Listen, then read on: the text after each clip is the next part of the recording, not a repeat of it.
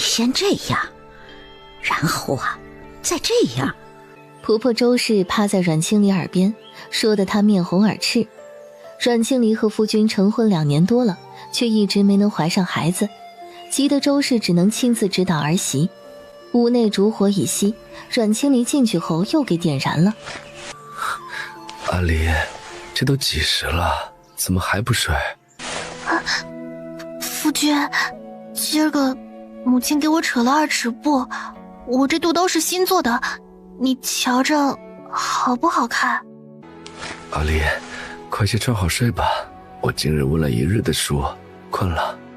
阮清离被他说的脸上立即红了，见方淑白已经转身睡了，他悻悻地穿好衣裳，然后上床躺在了他身边，熄了灯。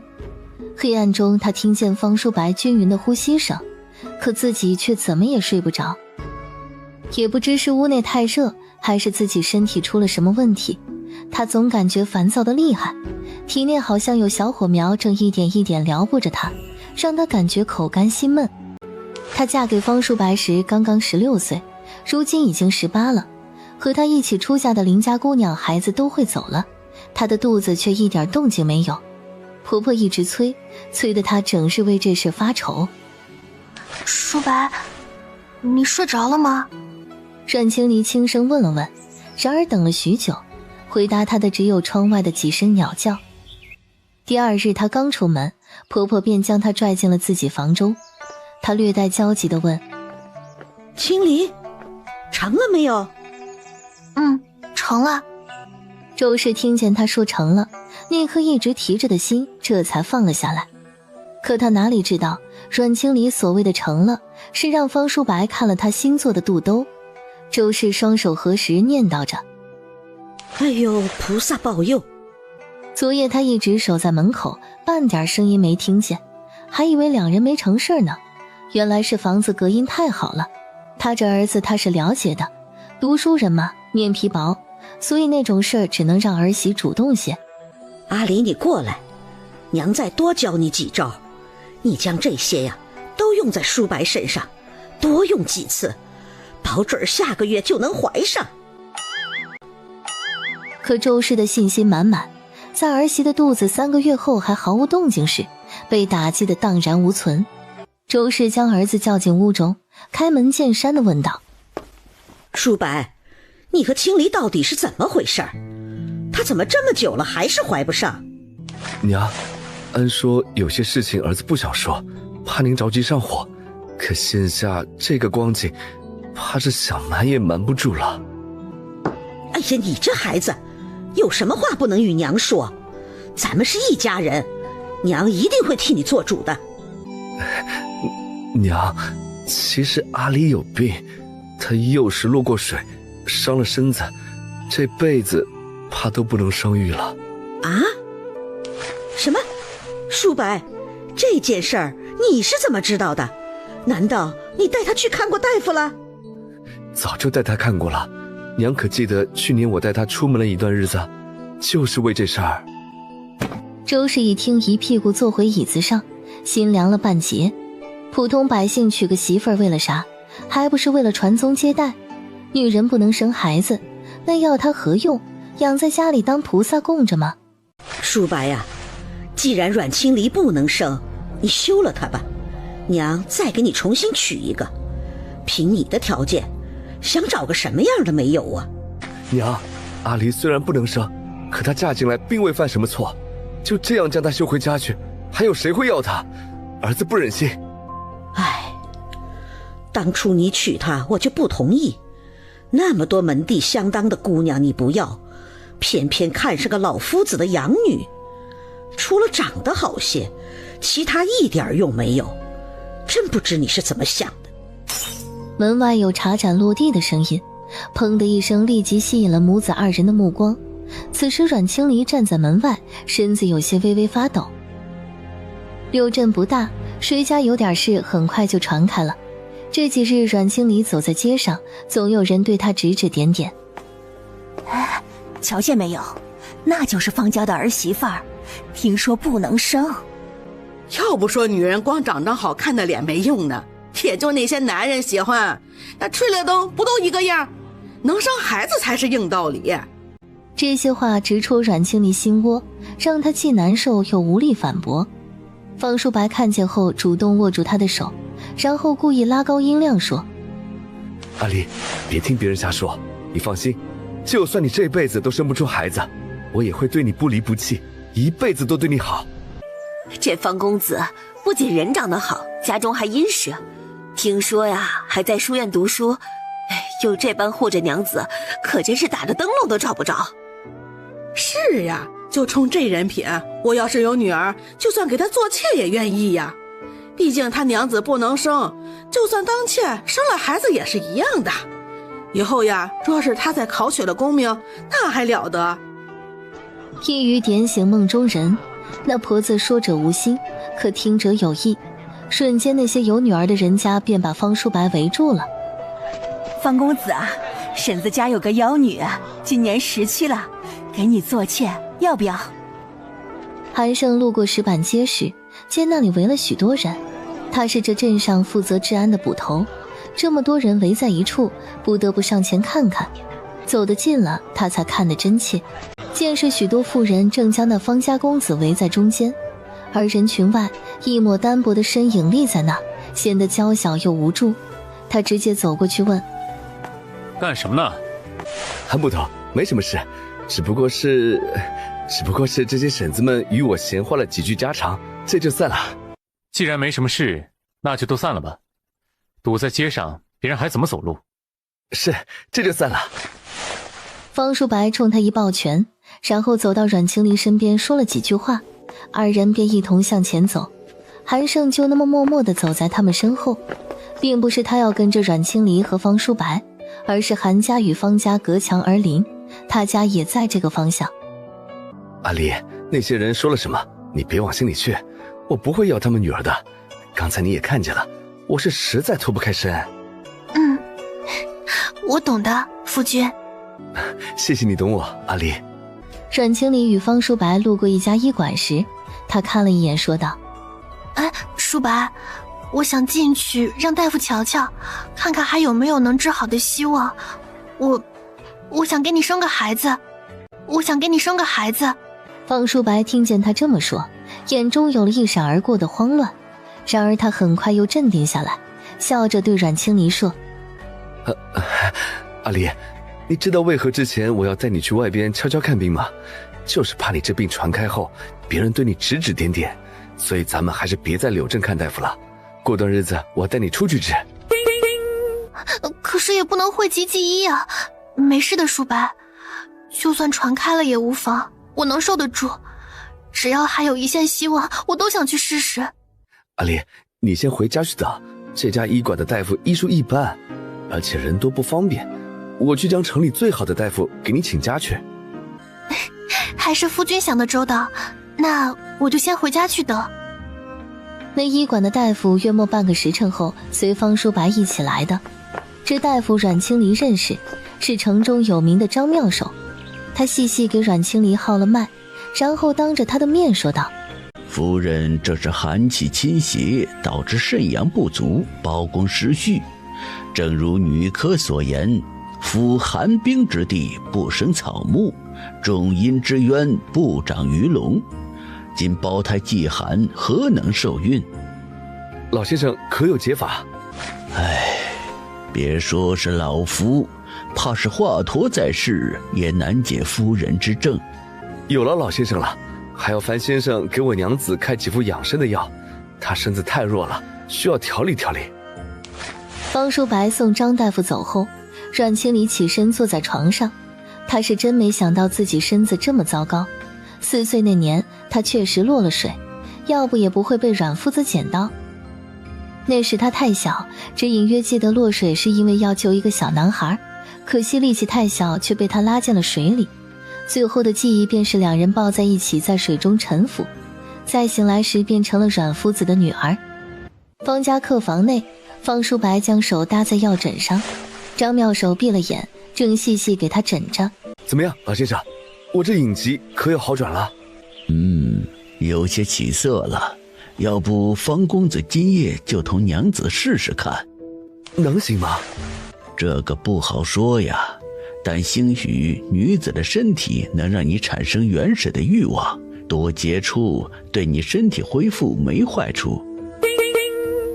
知道了，还望老先生继续替我保守秘密，还有我娘子的事，也希望先生能守口如瓶。掌灯后，方淑白泡了一个温水澡。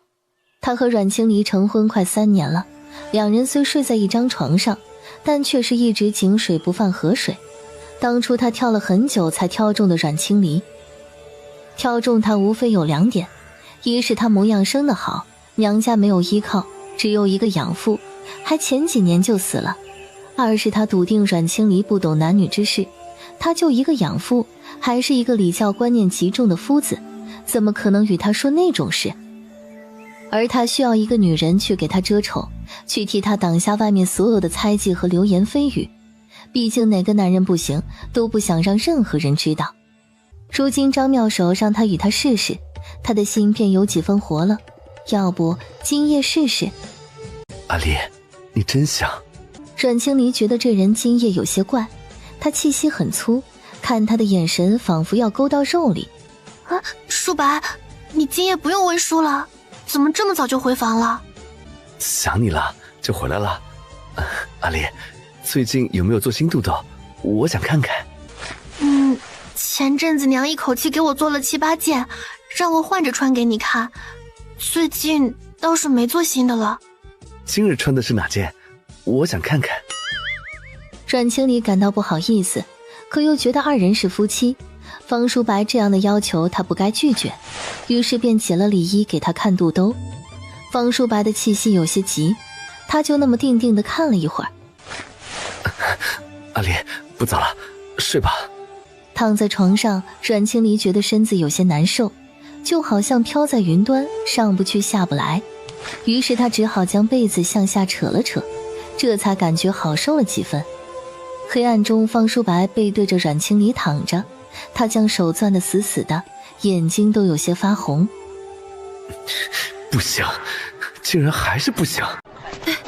这女人的脸皮可真厚，生不出孩子还不自请下堂，就这么赖在房间不走。这方公子多好的人呀，听说为了他连个小妾都不拿。可不是嘛，也不知道这女人用了什么手段。方公子如今连他娘的话都不听了，他娘想要我女儿给他做妾，提了几次都没成，都是这狐妹子在中间搅和。嘘，别说了，他过来了。阿叔，这土鸡多少钱一只啊？这边的40个铜板，那边的20个铜板。啊，怎么价钱差了这么多？不都是土鸡吗？有什么区别吗？品种不一样，这边的会生蛋，那边的不会生蛋。不会生蛋的买回去只能吃肉。今年收成不好，没人舍得花钱买肉鸡，所以就贱卖了。可惜啊，这不会生蛋的鸡便宜了一半也没人愿意要。姑娘，你要一只吗？卖土鸡的大叔话音刚落，立即引来一阵哄笑。那大叔是外地来的，对柳镇的情况不了解，见人笑他说的话，便梗着脖子问：我哪里说错了吗？你们都笑什么？我哪里说错了吗？你们都笑什么？然而其他人只是笑，没有人回答他。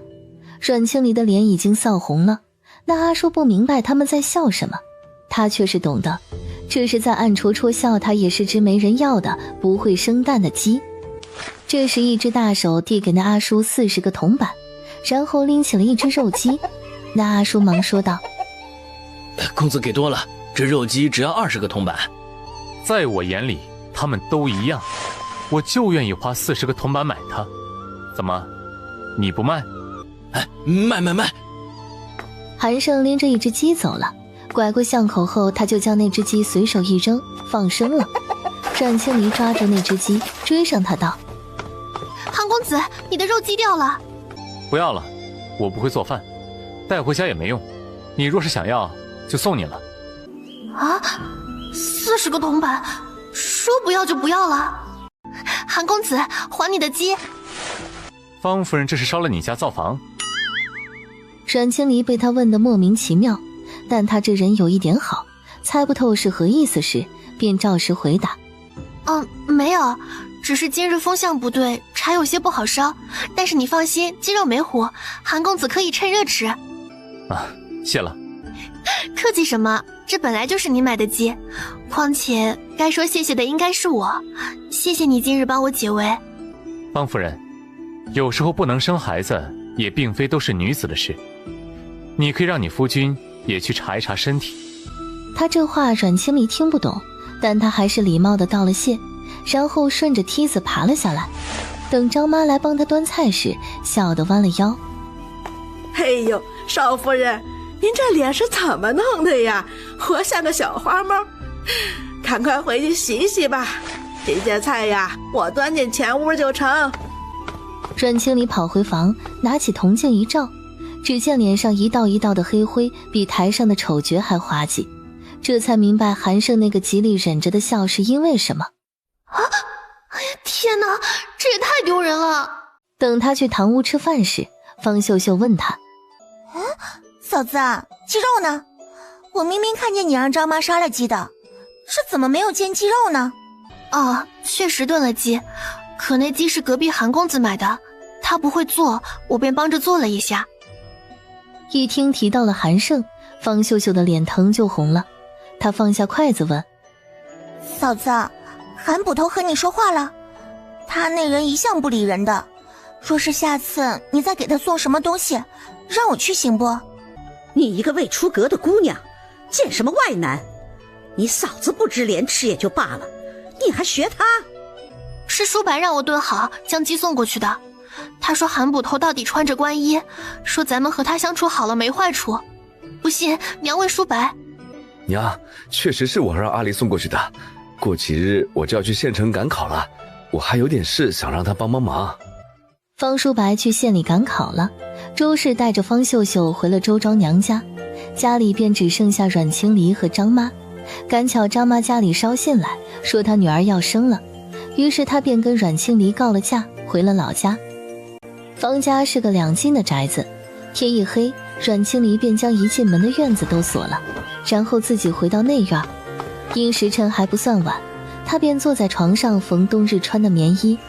缝着缝着，那原本插好的门却突然开了，接着他便感觉眼前人影一晃，一把冰冷的刀就抵在了他的脖子上。快说，银子都藏在哪儿了？如今粮食都没成熟，家中哪有余钱？好汉来的不是时候。别他妈的跟老子说没用的，老子来时就打听得明明白白。你方家自老爷子死后，自己根本就不种地，那几百亩地都是包给佃农种的，租金年初就到手了，少说也得有100-200两。现在跟老子哭什么穷呢？想必小娘子也看出来了，老子是亡命徒，你若是不给银子，我是什么事儿都干得出来的。好汉，家中确实有些存银，只是我不当家，银钱平日都是我婆婆管着，具体被她藏在哪儿了，我也不知道。既然你没银子，那就用别的东西来抵，反正老子不能白跑一趟。他说着就要去撕阮清离的衣裳，吓得阮清离赶紧说道：好汉，我突然想起灶房外的墙根下埋着一些银子，只要你不伤害我，我可以都让你带走。别耍花招啊！你若是敢骗老子，一会儿有你受的。周氏那是个把家伙，他藏银子的地方怎么可能让阮清离知道？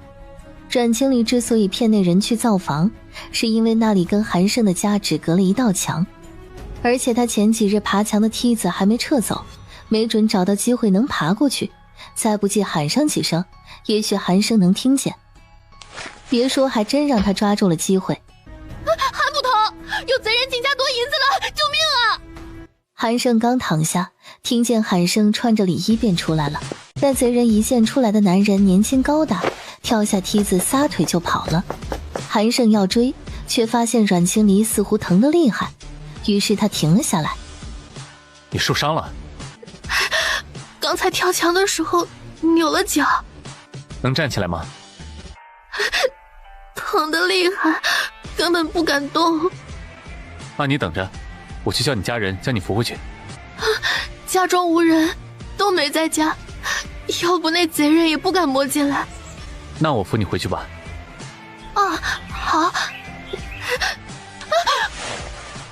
韩胜将他拦腰抱起，四目相对时，两人都听见了彼此的心跳声。韩捕头，你这是……别乱动，抓紧了，要不你掉下去，我可不负责。你住哪个屋子？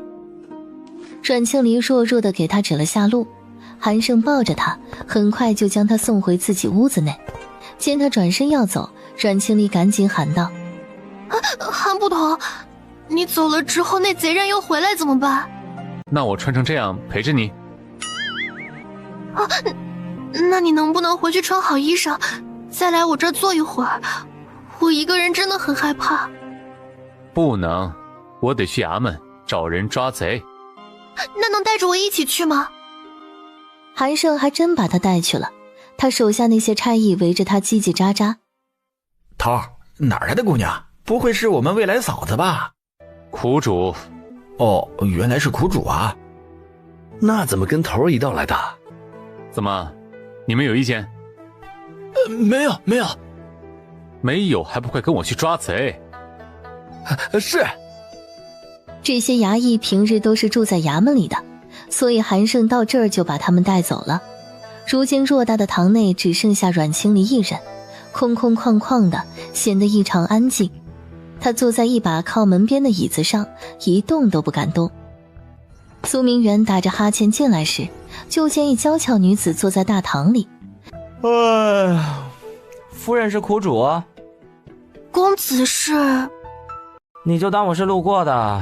本来我在家睡得好好的，韩胜那厮非让人把我给叫来，可困死我了。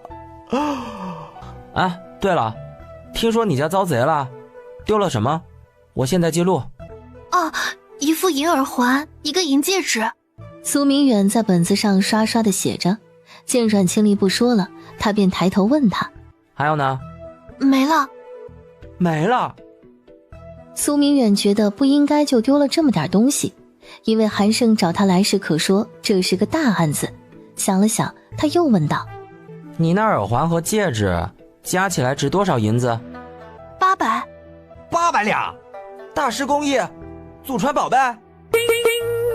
阮清离觉得眼前这文书官脑子有些不正常，谁家一副银饰值800两银子？他弱弱地说道：800个铜板。哎呀，这都不够立案的，摆这么大阵仗，韩胜这厮在折腾什么啊？那就等着吧，看咱们韩大捕头多久能将人抓回来。韩胜也没让他们等多久，约莫半个时辰，果然抓到了那贼人。将人带回后，苏明远这才坐在阵营的椅子上，吓得阮清离起身就要给他下跪。不是公审，你是苦主就别跪了。苏大人不在乎这些。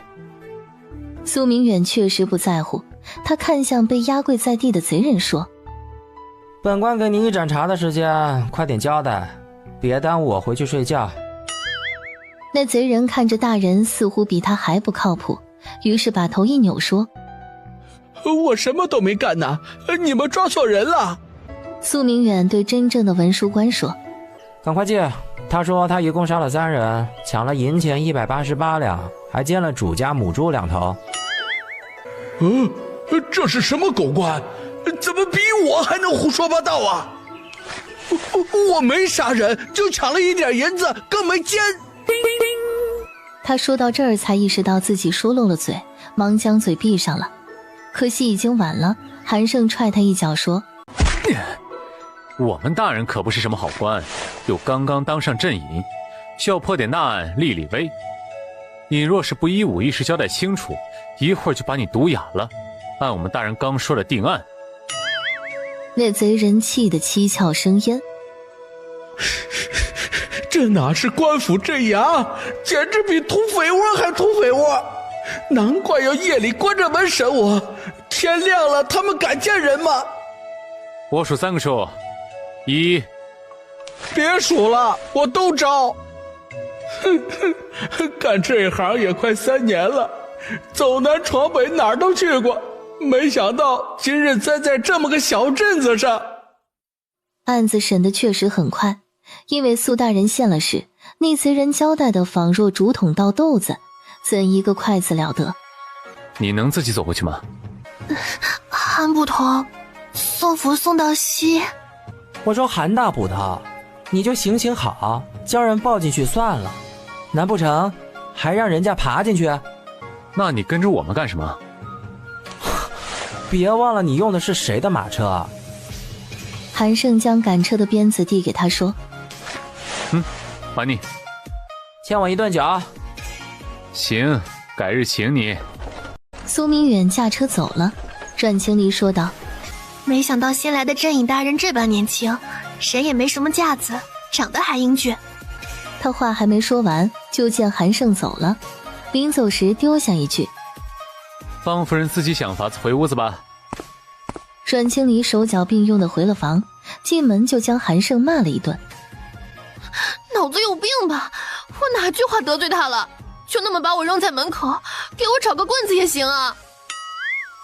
阮清离伤了脚，连喝口水都费劲，更别提生火做饭。好在他饿了一日后，张妈便回来了，看着他肿得厉害的脚踝，他心疼地说道：哎呦，清离呀，你这是怎么弄的呀？伤到骨头没？哎呦，可找了大夫来瞧啊。阮清离把事情经过与他说了一遍，吓得张妈直念佛。哎呦，这可真是吓死人了！幸亏你聪明，想到这么个法子脱身。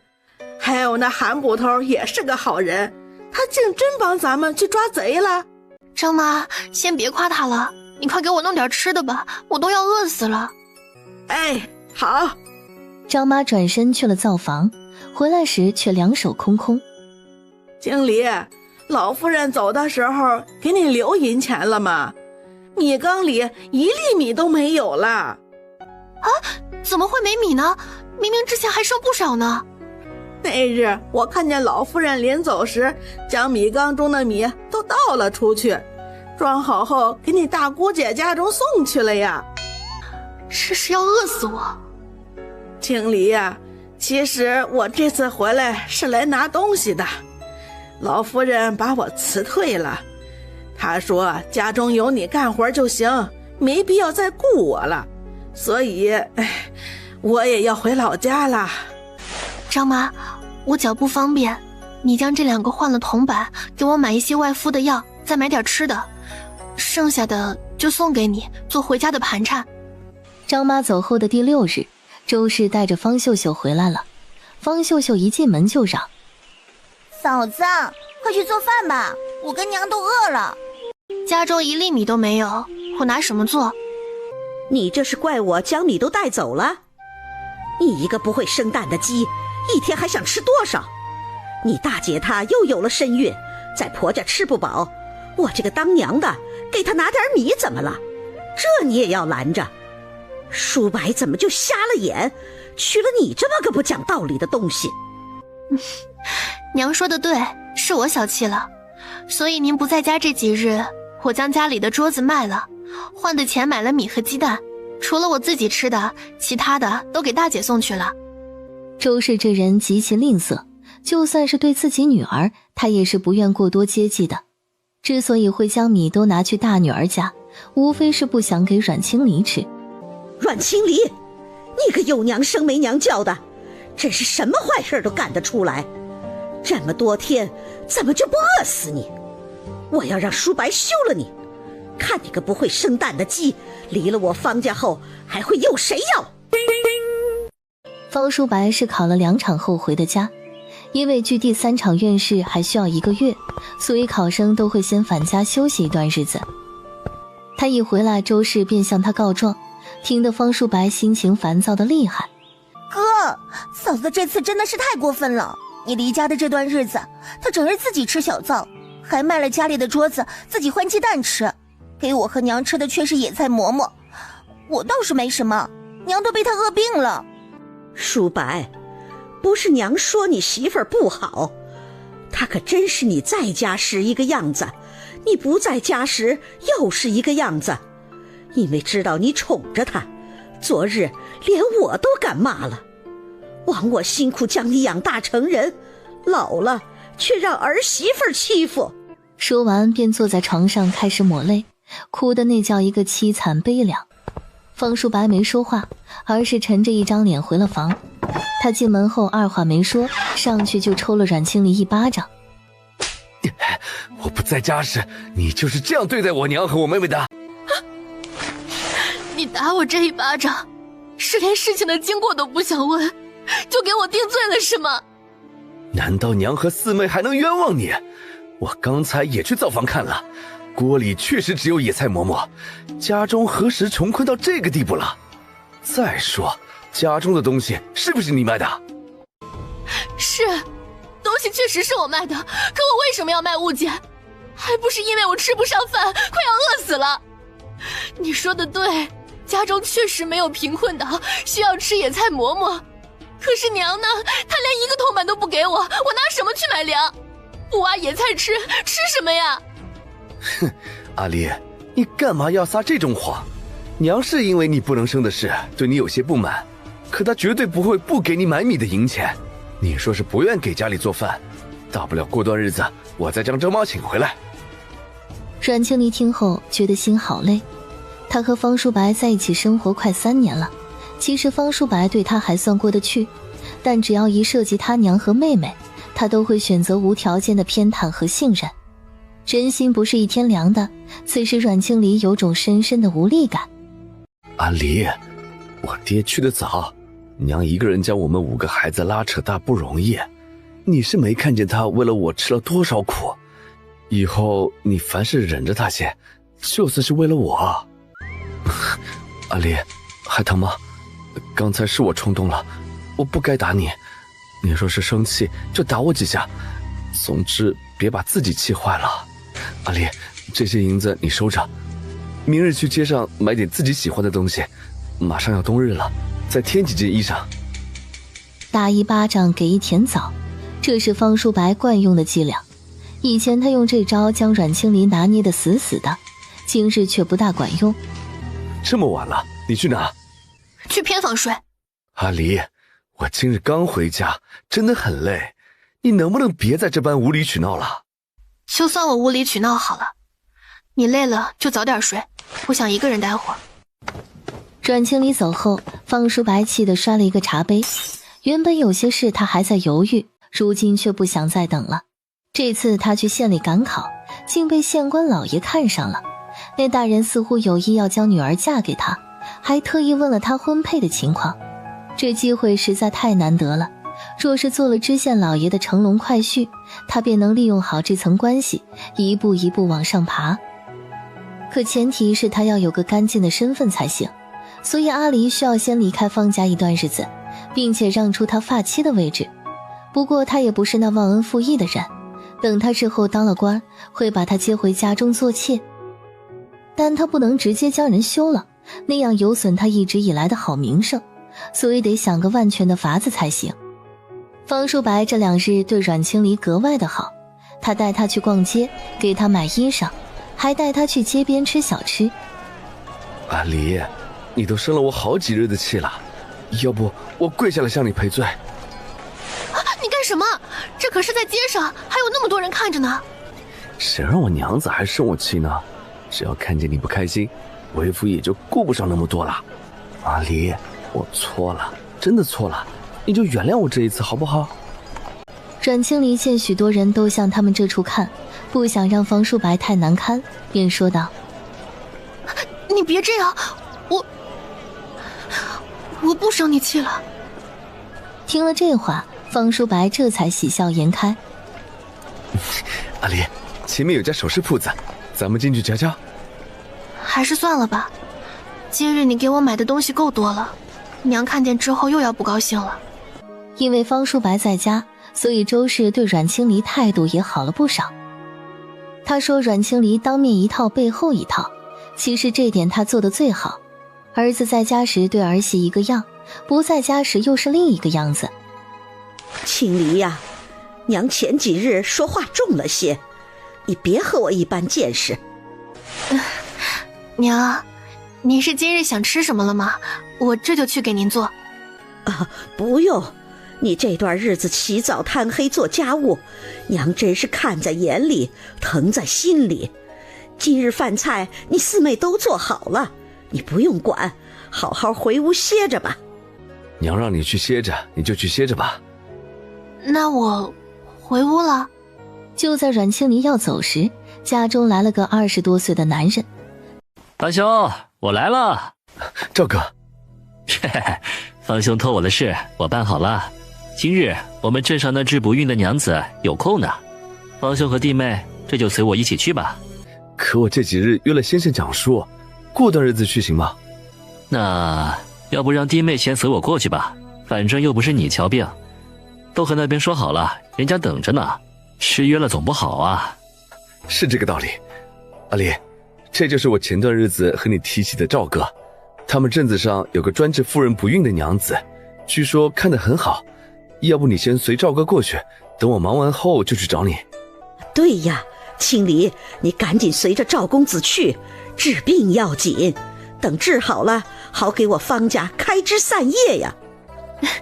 好，那我就先随赵哥过去。夫君若是忙，也可以不用过来找我，我自己能行。那你多带几套换洗的衣裳，可能要在那儿住上几日。据说7日是一个疗程，这7天你要日日都针灸的。行。阮清离哪里知道，他走的第2日，方家便以他无故离家为由，满镇子找人。5日后，镇上都在传他与一个男人私奔了，还说得有鼻有眼。你们是不知道，那日我亲眼看见方家小娘子跟一个男人走的，还背了个包袱，两人一路呀说说笑笑的，样子亲密得很。我也看见了，那个男人还在我摊子上买了2个烧饼，我还以为是方家的什么亲戚，哪成想竟是要与他私奔的人。呸！听说方公子今日写了休妻书了，已经去衙门公证了。真的吗？那还能有假？自然是真的。要我说，早就该休了，也就方公子重情，要不那女人走的第2日啊，就该休了，何须等上这么久？阮清离一去7日方回，进门前是欢欢喜喜的，可没想到一进去，周氏便扔给他一封休书。你个不要脸的女人，都和野男人私奔了，还有脸再回来？阮清离看着那封休书，一脸诧异地问：啊，娘，您在胡说什么呀？我何时与人私奔了？不是您和舒白让我去瞧病的吗？我和舒白何时让你去瞧病了？就是前几日，你们让我随一个姓赵的公子去了临镇，我这7日都在白娘子那里治病。娘若是想冤枉我，我就去官府报官，一查便知。什么赵公子，我们根本就不认识。还有临镇哪儿来个会治病的白娘子？你撒谎都不会。舒白呢？我要和他当面对质。我儿昨日就去县城赶考了，哪有空和你这种人对质？如今你跟人私奔的事儿，镇子上没有一个人不知道。舒白怎么可能还会要你？这休书就是他亲自给你写的，快拿着滚吧，以后别再进我方家的门了。我走可以，但我嫁进来时，方舒白卖了我养父的房子，你们得将那卖房的银子还给我。阮庆离与方家母女痛痛快快打了一架，结果自然是双拳难敌4手。可就算打输了，身上挂了彩，他也要以这种方式出一出心中的那口恶气。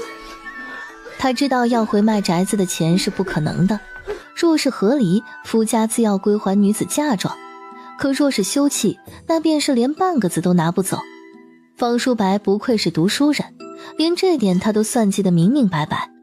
阮清离狼狈地窝在巷口一个屋檐下，秋风萧瑟，夜深了，然而他没有地方去，他现在身上连半个铜板都没有，又冷又饿，只能用力将自己抱紧些，希望能暖和一点。韩胜路过时，就见巷口缩着一团小小的黑影，等走得近了，他才看清那人竟是阮清离。这么晚了，你一个人坐在这里干什么？怎么还不回家啊？我被方叔白休了，现在无家可归。你不是走了吗？怎么又回来了？我若是说我没有与人私奔，这一切都是方叔白算计我的，你会信吗？他说完这话，在心中苦笑了一下。怎么可能会有人信我？毕竟方叔白计划的那么完美。我信。这2个字掷地有声，听得阮清丽眼泪瞬间落了下来。一整日了，得知自己被方叔白算计时，她没哭；被周氏母女按着打时，她没哭，却因为这简简单单的2个字，她现在哭得一塌糊涂。韩胜就那么站在她身前，静静地等着她哭完，既没说话也没走。阮清丽哭过后，用袖子狠狠地擦了一把眼泪，然后站起身问韩胜：韩公子，你家中需要一个做饭的人吗？那日我跳进你院子，看你院中挺乱的，我会打扫，什么脏活累活都会干，我不要工钱，吃的也很少，你能收留我几日吗？我家中只有我一人，咱们孤男寡女，你就不害怕吗？况且你去我那儿，对你的名声也不好。哼，名声？我现在还有那东西吗？况且一个快要饿死的人，命比名声重要。见韩城不说话，阮清丽燃起的希望又一点一点灭了。我知道自己这样挺强人所难的，我这样一个坏名声的女人，去你家确实不合适，韩公子不必为难，就当我没说过。不过还是谢谢你可以停下来听我说了这么多。阮清离，别人糟蹋你，但你不能自己这样糟蹋自己。有些事情不必太在意别人的看法，问心无愧就好。他说完就向前走，走了2步后回头对阮清离说：要去就跟上，今晚你去住那里。那你呢？我去衙门和他们挤一挤，明日我再买张床放在堂屋。要不我在堂屋的椅子上对付一宿就行，我这人糙得很，哪里都能睡着。既然来了我家，就听我安排。今夜你就住在卧室里，一会儿我走了，你锁好门。阮清丽见他执意如此，只能应下了。这一夜他盖着韩胜的被子，竟睡得特别沉，以至于第2日清晨，韩胜敲了半天的门，他才走过去开门。韩胜手中拿着个食盒，递给阮清丽说：刚出笼的包子，猪肉大葱馅的，快趁热吃吧。要知道这猪肉大葱馅的包子要20个铜板一屉，方家那么有钱，也只在过节的时候买上几屉。他想拒绝，可肚子却被那香气馋得咕噜咕噜叫。韩胜说：吃吧，也不是让你白吃我的饭，以后这家里家外的活可就都是你的。哎，你怎么不吃啊？我是吃过后回来的，这些都是给你带的。阮清丽知道再客气下去就显得矫情了，他向来不是个矫情的人，有什么事儿都等吃饱再说吧。傍晚时他去了灶房，发现那里异常干净，虽然锅碗瓢盆都有，可好像从来就没被人用过。他又去看米缸，果然1粒米都没有，转了一圈后也没找到半颗菜。巧妇难为无米之炊，这下阮清丽也没辙了。正想着，他便听见院门开了，下一瞬，韩胜那高大的身影便走了进来，他手上拎着不少东西，阮清丽一见，赶紧帮忙去接。哎，韩公子，你回来了？都住在一起了，就别韩公子韩公子的叫了，以后就叫我韩胜吧。行，那你叫我阿离就行。好。2人将韩胜买的东西都拎进灶房内，阮清丽一一看了，见有米有面，还有一些猪油和秋菜，心中很是高兴。可看韩胜买的都是细粮食，又好心的提醒他道：你这个吃法可太浪费了，要买些粗粮混着吃才能省银子，要不你的俸银怕都是要花在吃穿上面了，以后拿什么娶娘子啊？韩胜从怀中掏出2两银子递给他说：我1个月的俸银3两，我留一些做零用，剩下的2两交给你家用。这家中你想添置什么便添置什么，不用跟我说。阮清离拿着韩胜给的2两银子，心沉沉的。他跟方叔白过了3年，他都从未给过他家用，都是花1文给1文的。而他不过刚来韩胜家中1日，两人甚至都不熟悉，他便将大部分银钱给了他。这份信任坠得阮清离心中沉甸甸。韩胜，你就不怕我拿着这银子跑了？用人不疑，疑人不用。阮清离有些羡慕他未来的娘子了。韩胜这人不仅长得好，性子还这般洒脱，当真是打着灯笼都难找。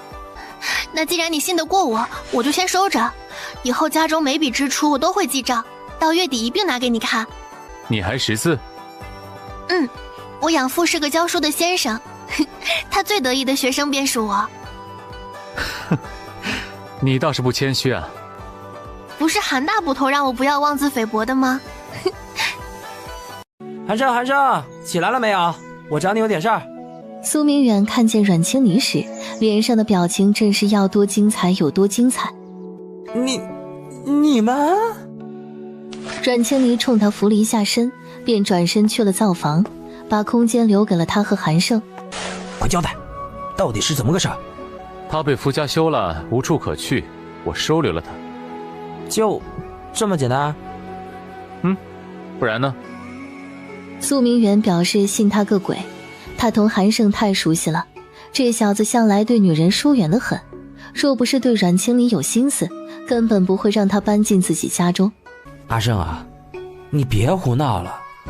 你说那么多女子争着抢着要嫁你，你都不要，却看上一个嫁过人的，这也就罢了，最重要的是他还与别人私奔过。他没有与人私奔，是方叔白要休妻，算计他罢了。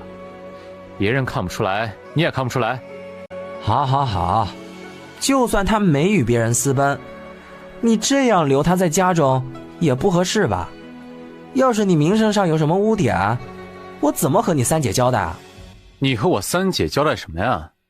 我三姐和你没关系，你都把她气成那个样子了，还以为她会嫁给你？苏明远这个冤枉，他急急说道：我跟你三姐之间那是误会，我那是遭人陷害，那唱曲的小娘子我根本连见都没见过，鬼知道她是怎么跑到我床上的，而且我真是清白的，根本就没碰过她。你心里没鬼，一直躲着我三姐干什么？还不是你三姐喊打喊杀的，我总得避开一段日子，让她消消气啊。这正说着你的事儿呢，怎么还扯到我身上来了？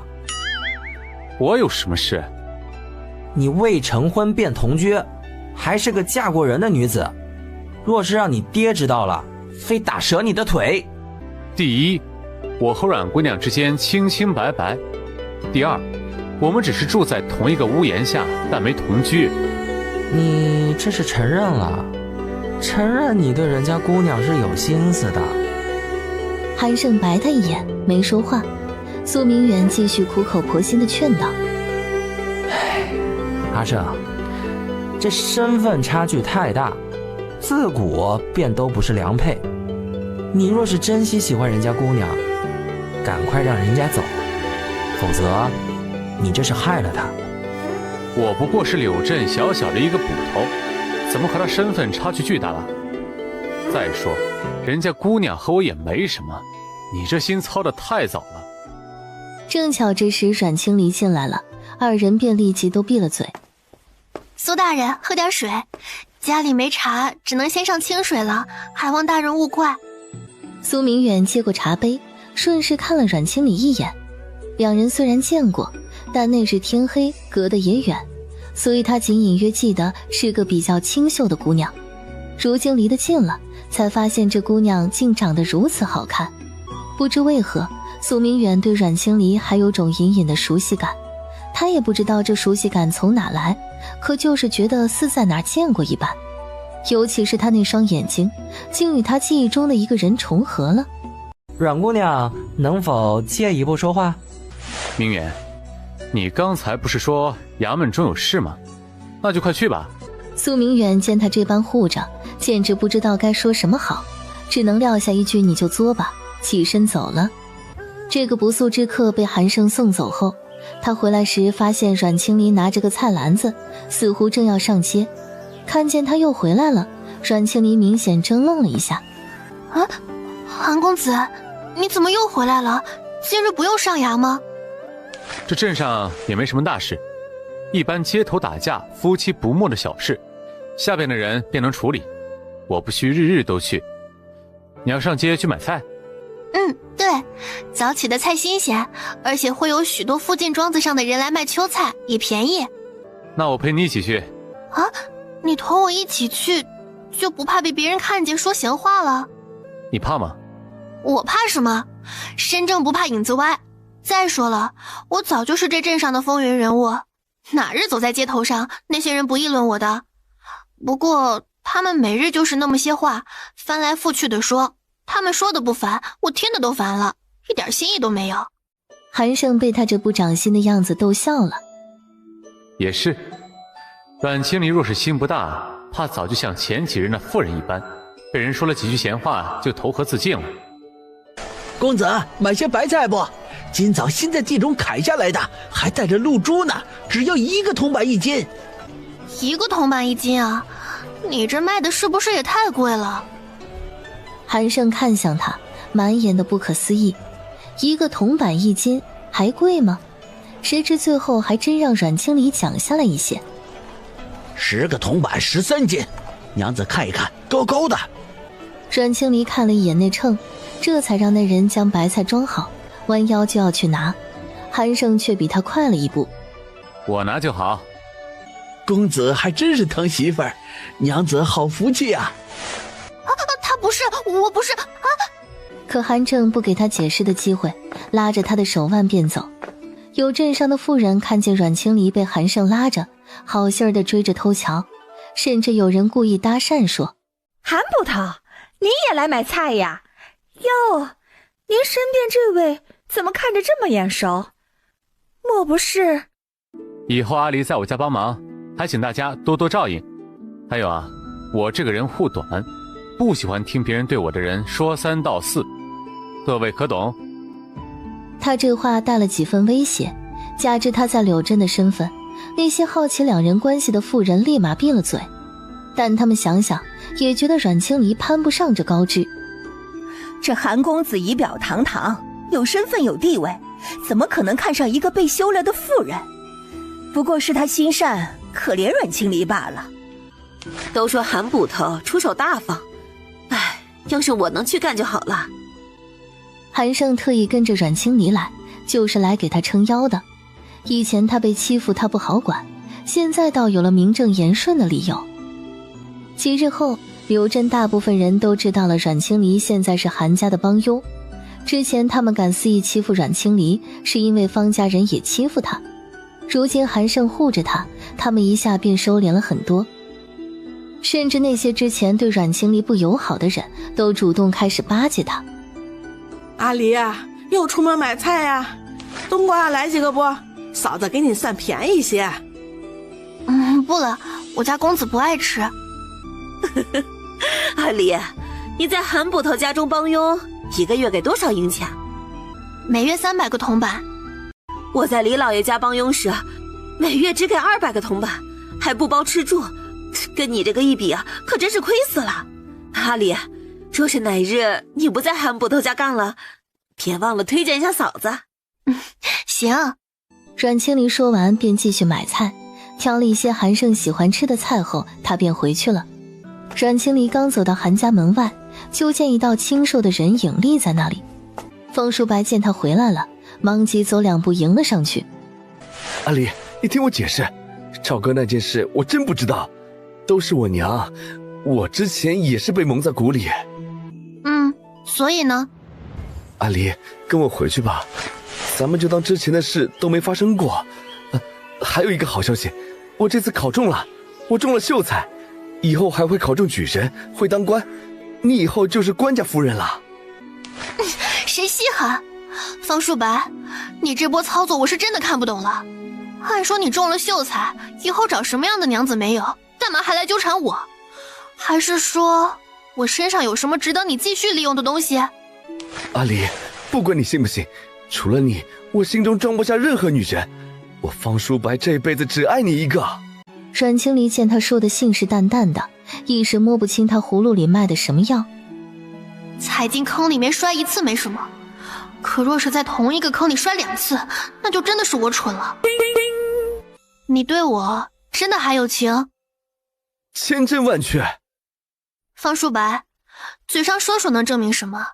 你总要让我看见点实际行动啊。阿离，你想让我干什么？只要你能重新回到我身边，你让我干什么都行。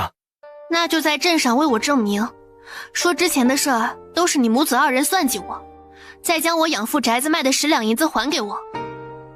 这2样方叔白一样都做不到。说为阮清离证明，我自己的名声岂不就毁了？还有他一张口就要10两银子，这可不是小数目，这我哪里舍得给？阿离，那件事确实是我和我娘的错，我们误会你了，你就原谅我这一次好不好？阿离，我是个男人，要面子的，你让我公开承认自己错了，我以后在这柳镇还如何待下去？你平日最会为我考虑了，这次就再委屈一回，好吗？不好，方叔白，我没那么贱，也没有你想象中的那般蠢。既然我提的要求你一个都做不到，那就少站在我面前说这些有的没的。方叔白，好狗不挡道。阮清离说完便要走，却被方叔白一把抱进了怀里。这一抱不要紧，方叔白竟隐隐觉得他身体的某处有了反应。他欣喜若狂的道：阿离，你不是想给我生孩子吗？只要你跟我回去，我便让你怀上。方叔白见状便要将他硬拖回去，却被一股力量一把甩开了。你没事吧？韩兄，你回来的正好，快帮我劝劝阿离，让他随我回去吧。方叔白，你是不是有病啊？你已经将我休了，咱们现在半点关系都没有，我凭什么要跟你回去？阿离，我知道你现在说的是气话，你那么爱我，不可能不要我，而且你在韩家做帮佣有什么好？回家后我让你做少奶奶，不稀罕。阮清离说完便向内走，方叔白要追，被韩胜长臂一挡拦了下来。我劝方公子以后离我这门远点，我不想见到你，阿离更不想。说完他也向内走去，独留方叔白在冷风中发愣。他原以为只要他肯低头，阮清离便会欢欢喜喜地跟他回去，毕竟他那么喜欢他。可事情怎么变成了这个样子？方秀秀出来叫他：哥，娘让你回去呢。方叔白有些丧地走了回去。他这次真是赔了夫人又折兵，原以为那县官老爷看上了他，谁知后来才知道人家哪里是看上了他，只不过是替女儿找个背锅侠。那县老爷的千金肚子都有6、7个月大了，方叔白见到他人时便觉得自己像一根刷了绿漆的黄瓜，真是哪儿都不好了。可就这样的姻缘他也认了，没想到人家最后还是甩了他。因为那孩子的亲爹良心发现回来了，他便连背锅侠都没资格当了。周氏见他垂头丧气的，便说道：叔白呀，听娘一句劝，这3条腿的蛤蟆不好找，2条腿的大活人到处都是。阮清离孩子都不能生，你还要他干什么？听话，娘过几日啊，就让媒婆上门，再给你找个好的来。娘，当初我离家时不是嘱咐您要将阿离安顿好吗？怎么就让他走投无路，去了韩家当帮佣呢？我不是和您说过了吗？只是让他暂时离开方家，不是真的不要他。我留了的，是他自己心气儿高，说什么都要走。不信你问你四妹。是这样的，娘为了留住嫂子，还与他拉扯，被嫂子推坐在地上受了伤，现在腰还疼呢。事已至此，说什么都晚了。但也没关系，我相信阿离只是一时和我赌气，过几日等他想通了，便会自己回来的。叔白，你竟然还想要它！娘，我的事你就别管了。不过你放心，等阿离回来时，我会给他立规矩，让他以后都听你的话。阿离，睡了没有？韩公子，你是有什么事儿吗？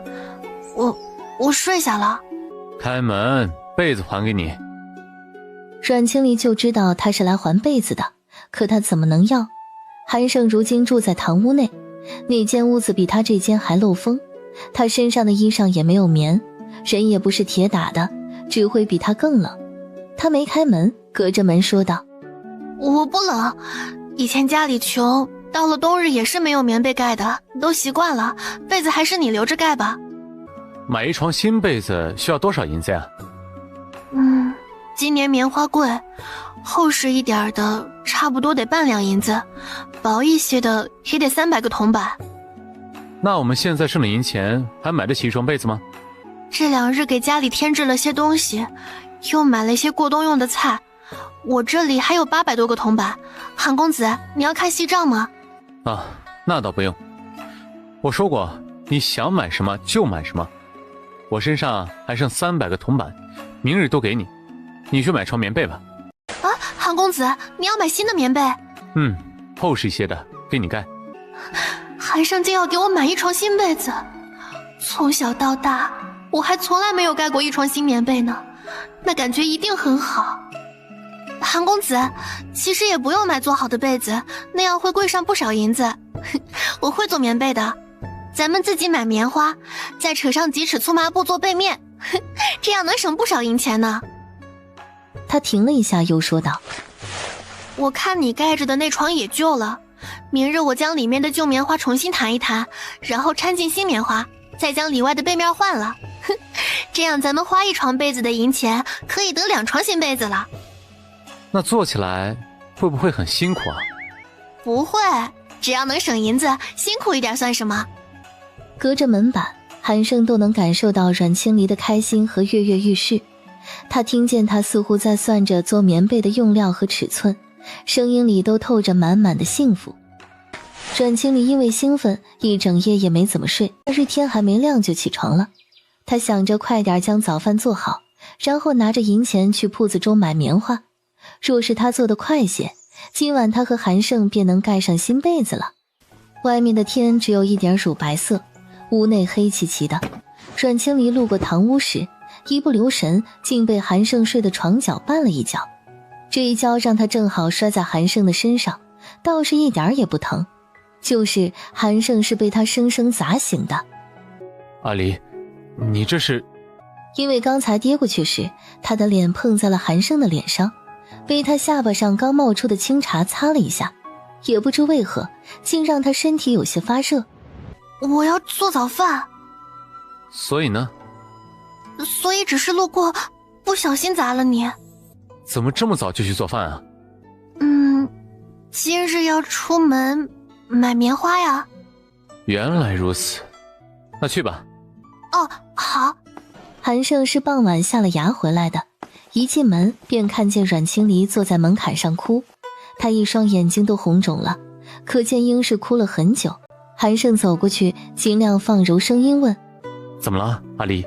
有人欺负你了？阮清离摇头，看向韩正时，眼泪还是忍不住的掉。阿离，你若是相信我，便和我说一说，2个人的力量总比1个人大，没准我能帮你想到办法的。对不起，韩公子，我没买到棉花，我将买棉花的银钱都弄丢了。韩正听后，那颗悬着的心总算放了下来。还以为你出了什么事呢，原来只是丢了银子啊。是我太大意了，我以后会把银子都还给你的，用我的工钱抵行吗？只是没有棉花做不成棉被了，这个冬天我们就得挨冻了。我还当多大事，银子丢了就丢了，反正我还能挣，等再发了俸银我都给你，你再去买就好了。可是我心疼啊。快进去洗一洗吧，都哭成小花猫了。有吗？就差3撇胡须了。阮清离竟被他这句话逗笑了。韩胜这人总给人一种很安心的感觉，就好像不管什么坏事到了他这儿都成了微不足道的小事。阿离，你被韩捕头赶出来了，对不对？你为什么这么问？阮清离从他的表情中发现了一些端倪。是你让人偷了我的钱袋，对不对？你守在这里是断定我会被韩公子赶出门，在等着我求你收留，是不是？阿离，你在说什么？我都听不懂。听不懂吗？那你敢不敢让我去你家里面搜？阿离，什么我家你家的？那是咱们的家。你若是想回家，什么时候都可以回去。阮清离瞪了他一眼，直接越过他向方家走去。等他走过去后，方淑白眼底露出一抹算计成功的得意。其实刚才他是故意露出破绽给阮清离的，就是想骗他去家中搜找。进去容易，想出来就没那么容易了。阿离，怎么不走了？你很想让我进去？方淑白，你是真当我傻吗？阿离，你就这么不相信我？是，非常不相信。方淑白，你最好把自己的尾巴都藏好了，别让我找到机会揪出来，否则要你好看。他说完便走，毫不拖泥带水。方淑白一把拉住了他的胳膊。阿离，我现在和你已经没有任何关系了，不要拉拉扯扯的。你若是再敢碰我，我现在就去衙门告你调戏民女。你告我调戏民女？咱们一张床上睡了3年，前段日子你还变着花样勾引我，现在就装清高了？你是不是以为韩胜会要你？阮清离，清醒一点吧！你这样的女人，莫说韩胜，就是镇子里的老官夫都看不上你。别忘了，你是个不会生蛋的鸡。韩胜出来时，正好听见方淑白的这句话。他本以为阮清离会被气哭，然而并没有。哼，既然我是一个连老官夫都不会要且生不出蛋的鸡，那你追着我干什么？是你贱吗？还是你自己也有什么见不得人的毛病，所以只能和我凑一对？方淑白一下被他说中痛处，气得脸都有些涨红了。他转移话题说：阿离，我再给你最后一次机会，你可想好了？现在不回去，等韩胜将你赶出去后，我可不要你了。谁说我要赶阿离走？还有啊，我为什么要赶阿离走啊？韩兄，我和阿离在院中说点家务事，让韩兄见笑了。家务事？方兄不是已经将阿离休了吗？又哪里来的家务事？韩公子，我怀疑是方淑白指使别人偷了我的钱袋子。阿离，给我点时间，明日我定能将偷你钱袋子的人抓住，到时候是非黑白一审便知。方淑白知道韩胜的能力，这镇子上的小贼就那么几个，他若真想细究，必能查得出来，这让他有些紧张。时间不早了，我就不打扰韩兄休息了，告辞。等方淑白走后，韩胜让阮清离进屋先睡，说自己有事要出去一趟。韩公子是要去跟踪方淑白吗？聪明，想必我刚才那般说，方淑白一会儿一定会去见偷你钱袋的人。那我陪你去堵他。行。可两人在暗处等了1个时辰，也没见方淑白出门。韩胜见阮庆离困得直点头，无奈地笑笑说：算了，不堵他了，也可能是我猜错了，回去睡吧。谁知他们刚回去一盏茶，方淑白就悄悄出了门。韩胜和阮清离猜对了，他确实去见那小贼了，并且还要连夜将人安排出城，这样就算韩胜有通天的本事，也不可能再抓到人了。院墙后，阮清离问韩胜：一会儿给方淑白套了麻袋，你说我是用这个细点的棒子揍他，还是用这个粗一点的棒子揍他？黑暗中，阮清离目光炯炯，哪里有半点困意？刚才那话不过是他们故意说给方淑白听的，其实那小贼抓不抓到都不重要，今夜就是想把他引出来，好痛痛快快揍他一顿。你喜欢用粗的就用粗的，喜欢用细的就用细的。那我还是用细的吧，毕竟我是女孩子，总不能太粗鲁了。可等方淑白被套了麻袋后，阮清离直接丢了那根细木棍，上去就用粗棒子揍。这口气他憋得太久了，今夜才总算痛痛快快出了。1两银子揍方淑白一回，也算花得值了。两人胡闹了这一场，回去时都后半夜了。我脸上是有脏东西吗？没有，只是我觉得很好看，想多看一会儿。什么很好看？快回去睡吧，天都快亮了。是哪个杀千刀的将我儿打成这样？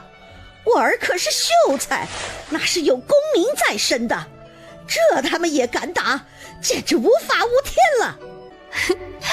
骂吧骂吧，骂得越狠，说明我把方淑白揍得越重。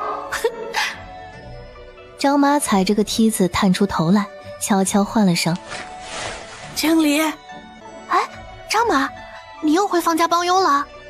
对，方家又将我找了回来。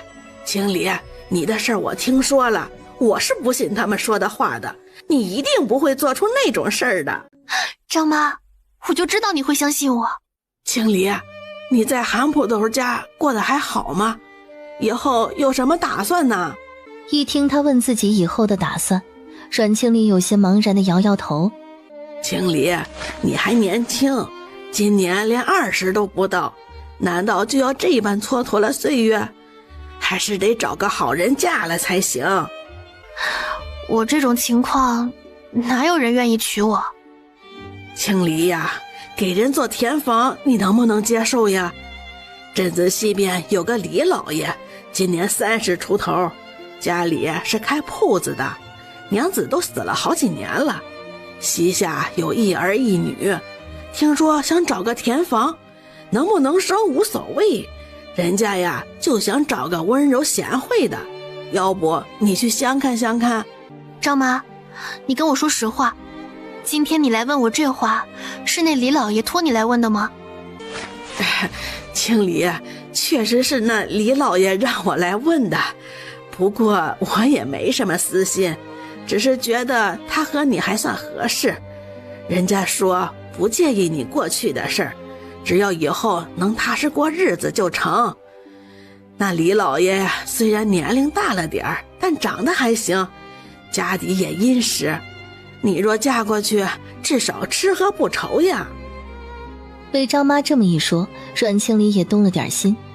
要不见见？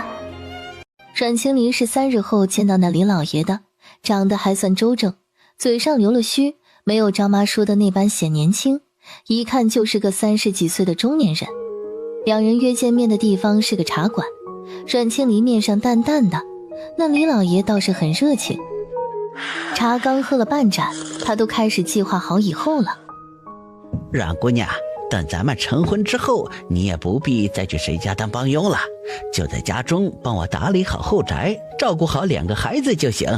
我每个月给你100文钱做零用，那钱你随便花，想怎么用就怎么用。不过100个铜板被他说的好像100两银子，阮清离越听头越疼，为了不与他搭话，索性开始喝茶。那李老爷见他喝了茶，眼中闪过一丝金光。镇上这家的茶水最好喝，你多喝几杯。见阮清离似乎提不起什么兴致，那李老爷提议道：阮姑娘可愿去我家中坐一坐呀？看看家里的情况，也好心中有数。不了，今日时辰也不早了，我要回去了。那咱们的事儿，今日相见觉得不甚投缘，还是就此作罢吧。阮清离刚起身，便感觉脚下一软，头也晕乎乎的。他哪里见过迷情伞这种东西，当下也不知自己是怎么了，就是感觉站不稳。李老爷见时机成熟了，便说道：阮姑娘是觉得不舒服吗？正好我有马车在外边，送你回去吧。阮清离拒绝了，可他只踉跄走出茶楼，就感觉腿软得走不动了。李老爷使了个眼色，便立即从暗处走出个婆子，不由分说将他架上了车。一上马车，那李老爷的手便开始不规矩，见他要摸自己的脸，阮清离拼着最后一点力气狠狠咬了他一口。他用另一只手掐住阮清离脖子，才迫使他放开，觉得不解气，又甩了他一巴掌。哎，臭娘们儿，在这儿跟老子装什么贞洁烈女啊？你连野男人都能跟着私奔，指不定被多少男人睡过。要不是看你长得好看，老子会要你这么个烂货。他话还没说完，车帘掀开，他被一股大力扯了下去。韩胜一看马车上意识模糊的阮清离，转身就在那李老爷身上狠狠踹了几脚。那李老爷被踹得连话都没机会说，若不是苏明远拦着，他最少也得折上一条腿。阿胜，别打了，这里交给我，你先带阮姑娘回去吧，我看她情况不太对。阮清离回去的路上都没消停，起初那迷情散只是让他头晕无力，现在那股劲退了，他倒是有了力气。于是他变得不安分，当着韩胜的面就开始脱衣裳。好热。阿离，别乱动，忍忍就过去了。我好难受，你帮帮我。这要怎么帮啊？阿离，你清醒一点，先从我身上下去，听话。他说这话时声音有些微哑，显然已经动了情，但现在阮清离跨坐在他腿上，所以他半点都不敢乱动。阮清离听不懂他在说什么，只是专注地在他身上点着火。也不知他是怎么想的，竟然慢慢攀过去，用嘴轻咬了一下韩胜的喉结。韩胜喉结立即滚动了一下，他看见他长睫扑扑烁烁，眼中带了点懵懂，又带了些情欲，似是一朵开得正艳的花，正等着他去采摘。红透了的脸颊有霏霏的醉色，韩胜需要极力忍着，才能不让自己压上他的红唇。偏阮清离还不知道收敛，他又开始在韩胜身上乱动。药物的作用下，他现在是毫无理智的，只想遵循本心。于是他又亲上了韩胜的唇，韩胜终于被他撩拨得忍无可忍了。他低头选了一个让自己和他都舒适的角度，然后压实了那个吻。阮清离清醒时，发现自己已经回到了韩胜家。之前发生的事他全部记得了，只记得自己被人拽上了马车。那他是怎么回来的？正在他疑惑之时，就听门外传来了苏明远和韩胜的对话。阿胜，看来我之前错怪你了，你俩还真是什么事儿都没有啊。他都那样了，你竟然将人送到医馆去了，可真行。苏大人今日就这么闲吗？衙门里都没事？我这不是在办案吗？在我的管辖内，竟然出现了当街给女子下药的歹人，我总得让苦主知道后续结果吧。会怎么判？按律当斩。滚！见韩胜急了，苏明远才正经些说道：你就放心吧，虽然那孙子按律不会判得太重，但我保证让他这一次印象深刻。我的手段你还不清楚？想法子打折他一条腿。已经折了。怎么折的？那孙子被带去大牢的路上，自己不小心掉坑里了。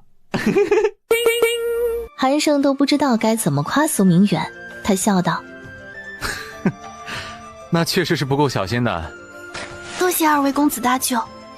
哎，分内的事儿，阮姑娘不必客气。阮姑娘，能说说你和那李老爷是怎么回事吗？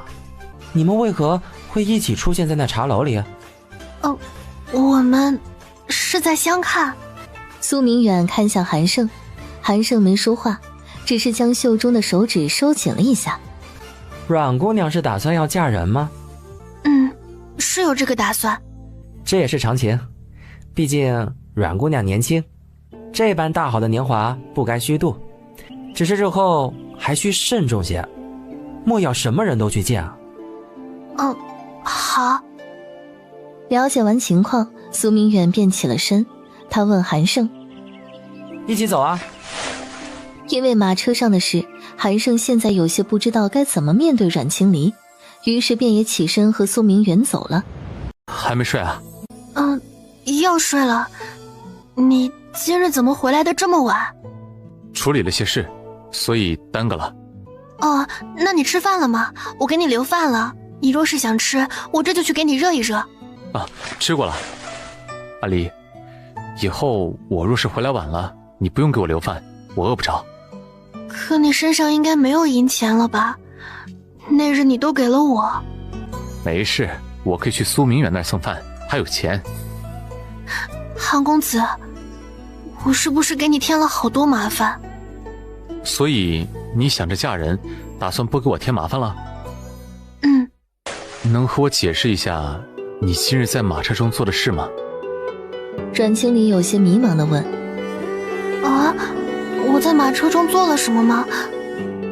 对不起，我实在是想不起来了。那我帮你回忆一下。哦，好。韩胜还没帮他回忆，自己脸就先红了。他咳嗽一声，掩饰尴尬道：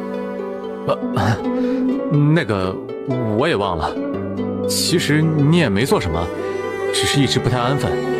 啊，太晚了，你回去睡吧。阮清离却不走，只是盯着韩胜的床看。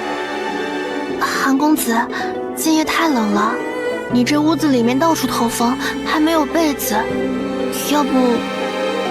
听他这样说，韩胜的心猛地漏跳一拍。他难道是在邀请自己同住？要不咱们换一换，我儿时家中穷，住的屋子比这还漏风，应该比你抗冻。啊，原来是这个意思啊。不过他忘了今日马车中的事也好，如今敌人对整个幽州虎视眈眈，这仗说打就打起来了。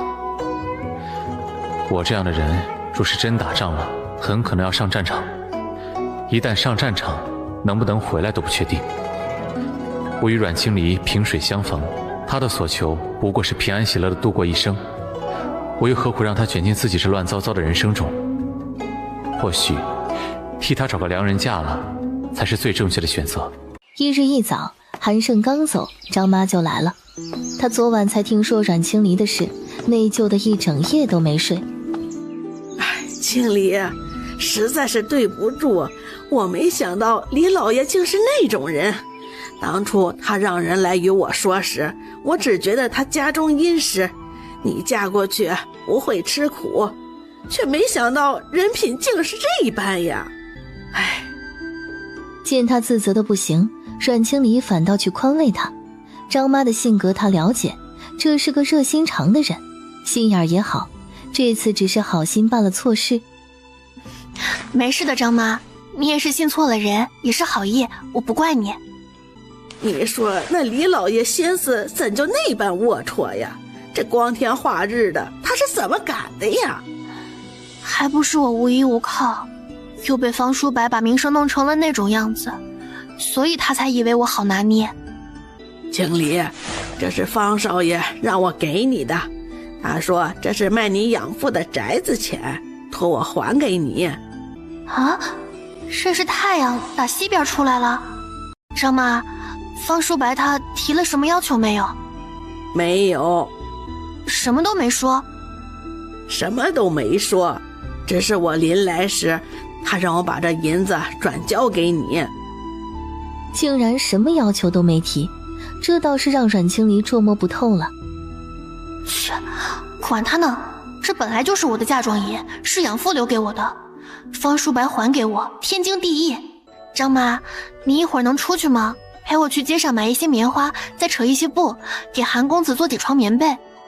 一听他说要给韩胜做棉被，张妈看他的眼神有些意味深长，她怎么就没想过，这清离和韩公子也很登对呀，若不是清离不能生。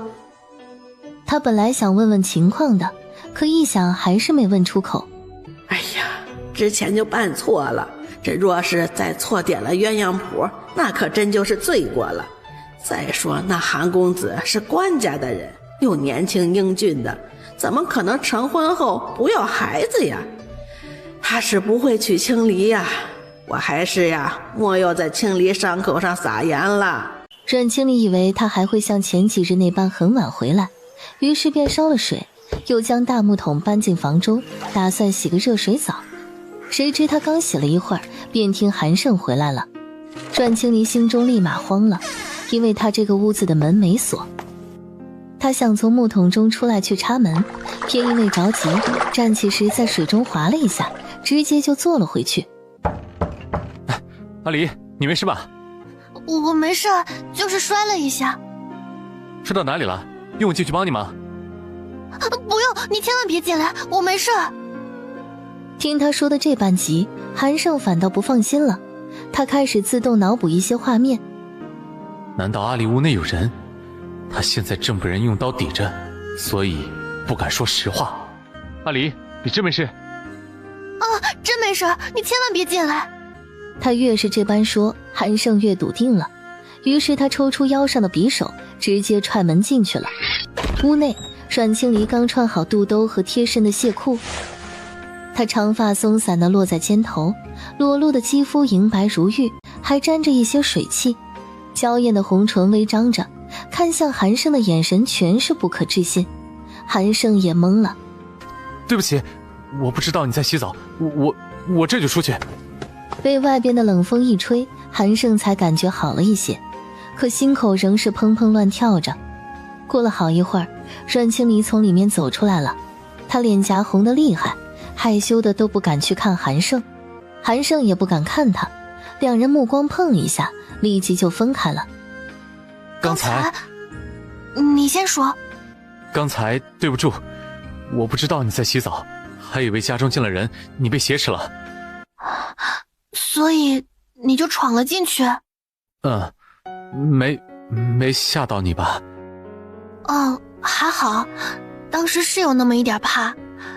对了，韩公子，屋内我都收拾妥当了，你现在可以进去了。好。只是内门坏了，我修不好。没事，我进去看看。你今日做了新被子啊？离边房间内的人轻声回道。方叔白今日将我养父的宅子钱还给了我，所以我买了棉花，做了2床新被子。怎么样，是不是很暖和？银子是方叔白给他的，他去见方叔白了。他想问，又觉得自己没有立场，于是就那么别扭着。韩公子，现在我有了能过活的银钱，打算过几日就搬出去了。这段日子谢谢你对我的照顾。或许苏明远说的对，我早就对阮青离存了别的心思，要不当初也不会将人带回家。我有点不想放阮青离走了。这些想法是韩胜的私心，可理智告诉他，他不能拉这个姑娘下水，不能把她置于他这种危险的生活当中。等韩胜再想说什么时，却发现里间的阮青离睡着了。他这是真没把我当个男人，门都没了，全靠良心做天然屏障。可良心那种东西，他竟也能信。这个姑娘可真够傻的。阮青离这一觉睡得非常好，新做的被子又软又暖，终于将寒冷都抵挡在了外面。他醒来时没听见外间的动静，出去一看，发现韩胜果然已经不在家了。阮青离洗了漱，又简单的给自己弄了口吃的，便出门了。他想看看能不能租到一个房子，不想要房租太贵的，但地段也不想选得太偏，毕竟他一个人住，太偏僻了也会害怕。阿离，阮青离不理他，想要绕过去。阿离，你要的银子我已经给你了，你打也打了，骂也骂了，还不消气吗？你让开，我和你没什么好说的。阿离，你那日怎么下手那么重，就不心疼我？哼，原来他知道。方叔白，你是狗吗？为什么总是缠着我？阿离，你和那李老爷的事我听说了，现在你还不明白吗？除了我，没人会要你，更没人会真心待你。是啊，我的路都被你堵死了。你败坏我的名声，不就是不想让别人娶我吗？方叔白，你可真让我恶心。阿离，我不信你不爱我了。你这欲擒故纵的把戏，若是玩得太久，我也会失去耐心的。今日就和我回去好不好？方叔白说着就过来抱阮青离，正好周氏和方秀秀出门看见了。周氏尖着嗓子道：阮清离，你可真不要脸，自己勾引了李老爷不成，又来勾引我儿子了。你这么个烂货，竟然还想再嫁人，做梦去吧。哥，你离这个女人远点儿，现在镇上都传遍了，说她想爬李老爷的床，还在他们饮的茶水中下了药。谁知那李老爷没有看上她，他便反咬一口。这种说法确实在镇子上传开了，连韩胜都听见了。他觉得自己真是将那姓李的揍得轻了，这种谎话他也敢传。于是韩胜上门又亲自教了一次那李老爷该如何做人。韩捕头，别打了，这话真不是我传的，你想想我怎么敢呢？这次我是真的冤枉啊，走吧，他应该不敢撒谎，传这话的应是另有其人。本来韩胜还在想着会是谁，可回家时看到阮清离在与方家人吵架，他就全明白了，抡起拳头就揍了他一拳。这一拳让方淑白和阮清离同时懵了，方淑白被揍得一个踉跄，站稳后问道：韩兄这是何意？你怎么能动手打人呢？打的就是你这个王八蛋！方淑白，你给我听好了，阿离是这世上最好的姑娘，是你配不上她。最好的姑娘？那你娶她？韩胜，你以为你自己多高尚？我算计阿离那是因为我爱她，不过是用了点法子让她回到我身边而已。你口口声声说她好，可你会娶她吗？不是一样嫌弃她？韩胜被方淑白骂得愣住了。我一直逃避自己对阮清离的感情，那在阿离看来，会不会也认为是我在嫌弃他？既然所有人都嫌弃他，那我要他，管他前路如何呢？阿离，如果我想娶你，你愿意嫁给我吗？方淑白回去将屋内东西都砸了。他怎么可能真会娶阮清离？周氏听见他砸东西，进来宽慰儿子道：你这是生的哪门子气呀？还真被那狐妹子迷了心了。刚才呀，我和你四妹躲在暗处，听见那姓韩的说的话了。你放心，他不会真娶那个女人的，不过就是缠她的身子。如果阿离真和别的男人有了夫妻之实，那我的事岂不是藏不住了？不行，我还是得将人快些弄回来。而且最近我这身体似乎又有好转了。以前我和阿离离心，是因为我们没有夫妻之实。等我能行了，就让阿离给他生几个孩子，日子也就顺遂了。淑白，你快好好收拾一下自己，换身衣裳。一会儿啊，林家丫头要来，她这几日天天都来，明着说是要找你四妹，可娘看得出来，她是冲你来的。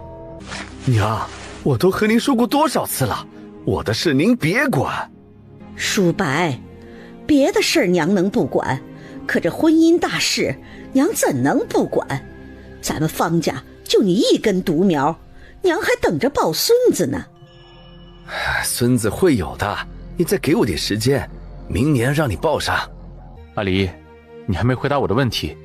什么问题？愿不愿意嫁给我呀？韩公子是认真的，可是我嫁过人，还不能生孩子。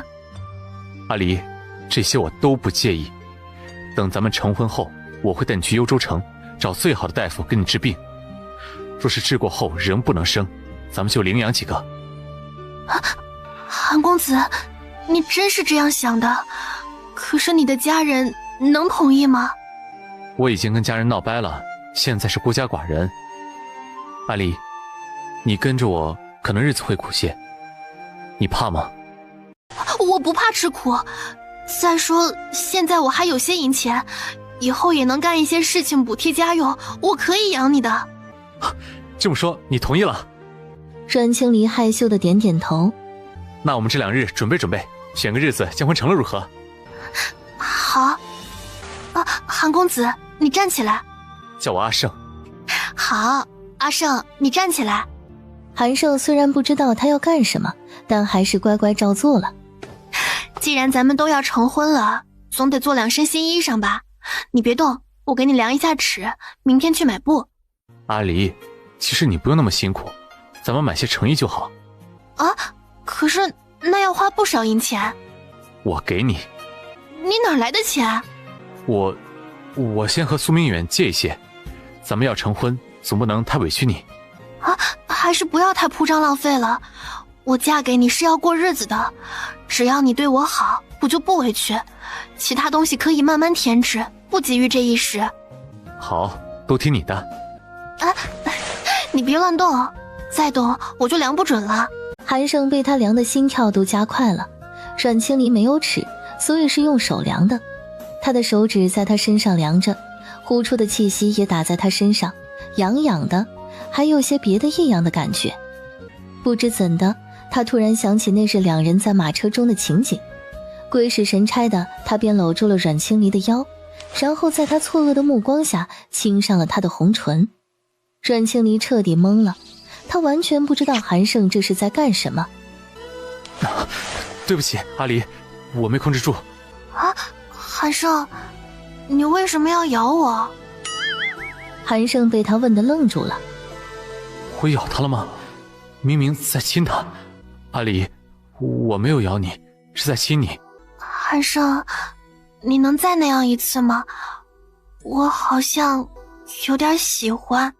这要求，韩胜立马抱住了他，他吻住了他的唇，耐心的一点一点带着他。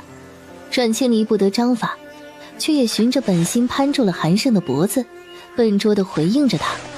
一吻过后，2个人都有些上头。阮清离感觉是有什么东西在他们2人之间，于是便伸手去探，吓得韩胜赶紧将身子向后退了一些。那是什么？你不知道？阮清离摇头，是真的不知道，他这表情完全不像装的。按理说阮清离是成过婚的人，可他似乎连接吻都不会，难道他与方淑白没有过？韩胜又马上否定了这个想法。这怎么可能呢？如果他们没有过，方家人又怎么会说阿离不能生？第2日，韩胜睁开眼，便看见阮清离正等在他床边。阿离，你怎么这么早啊？韩胜，我是想问问，你昨日说的话还算不算数？阿离，我答应你的事一定会算数。阮清离想了想，突然在他脸上亲了一下。韩胜心里发软。阿离，那样可不算，要这样。说着，他把手放在他的后颈上，将人拉向了自己。他这吻一压上就来势汹汹，阮清离哪里招架得住，不自觉便将手攀在了他的胸膛上。要不我……韩胜，你快起床，今日咱们不在家中吃早饭了，我带你去吃新出锅的油果子，怎么样？好，等我穿个衣裳，再洗个漱，就陪你去。方淑白在家中憩了一夜，他原本想等韩胜走了，再去找阮清离好好谈谈，没想到竟看见这2人一同出来了。阿离，你过来。他凭什么过去？凭她是我的夫人。前夫人。说完，他回头对阮清离说：走吧，清离，晚了油果子就凉了。还有啊，你不是说要买布给我做衣裳吗？咱们就别为不相干的人在这耽搁了。好。方淑白被2人这互动气的手都在抖，那是一种什么感觉呢？就好比自己种的瓜被别人摘了，那人还当着他面咬了一口，说真甜。如果阮清离没人要，他也不至于这么在乎，可现在他被人觊觎了，他就受不了了。于是他挡在韩胜的面前，伸出一个手指说：100两，我给你100两，够你4、5年的俸禄了，你将阿离还给我。方淑白，亏你还自诩是读书人，你到底懂不懂得尊重人啊？你当阿离是什么？能够买卖的物件吗？收起你的臭钱，没人稀罕。他说完便拉着阮清离走，却听方淑白在他们身后又说道：我再加50两，这回总够了吧？韩胜，你拿着这些银子，就算娶3个女人都够了。阮清离被我睡了3年，她还不能生，这样的女人你要她干什么？还是说你有什么癖好，专门爱捡别人用过的女人？哎，阿胜，别冲动，他就是故意激怒你的，想让你动手打他。这点小伎俩，韩胜哪里会看不明白？侮辱我可以，说阮清离不行。韩胜，别让我担心。走吧，咱们去吃饭。方淑白就那么被他们无视了，他看着两人离去的背影，暗暗握了握拳头。堂婶儿，给我来10个油果子，再要2碗豆腐脑，小咸菜也要1碟。青离，你一个人吃得完那么多吗？不是我一个人吃，我同韩胜一起来的。哎，阿离，怎么个情况呀？你与韩捕头……我们要成婚了，到时候请婶子吃喜酒。哟，青离，这可是好事呀，恭喜呀！到时候婶子一定去吃你的喜酒。这祝福也不知是真是假，但阮清离还是真诚地说了声欢迎。啊，阿胜，好像是苏大人，你不过去打声招呼吗？阿离，咱们先走。啊，怎么了？出去再跟你说。两人出了早茶铺子，走出很远后，韩胜才停下。阿离，你不是说要给我做衣裳吗？那你先去买布好不好啊？我有点事，一会儿去找你。阮清离明白他这是要先支开自己，估计有话要与苏明远和那姑娘说，于是懂事地说了声好。等阮清离离开后，韩胜才调转回去找苏明远和那姑娘。你是从哪儿冒出来的？我和娇娇正要去找你呢。小五，你长能耐啦，还学会离家出走了。见韩胜看向自己，苏明远赶紧说道：啊，不关我的事儿，不是我向他告发的你啊。确实不是他说的，是堂二妹妹无意间发现的你。五弟，你这人怎么这么不领情啊？人家堂二还不是关心你。不用他关心。韩小五，你别敬酒不吃吃罚酒，堂二哪里配不上你了？人家要长相有长相，要家世有家世，温柔又贤惠，真不知道你要找个什么样的。三姐，我和姜糖不可能，我根本就不喜欢他，我有喜欢的人了。谁啊？你管不着。我管不着？我可是你亲姐姐，信不信我揍你？哎，娇娇，你看咱们站在街上说话也不方便，要不先去我那，边喝热茶边说。谁知道他话音刚落，韩娇娇回手就抽了他一个耳光，啪的一声，打得路过的人都一哆嗦。苏明远被他打得愣在原地。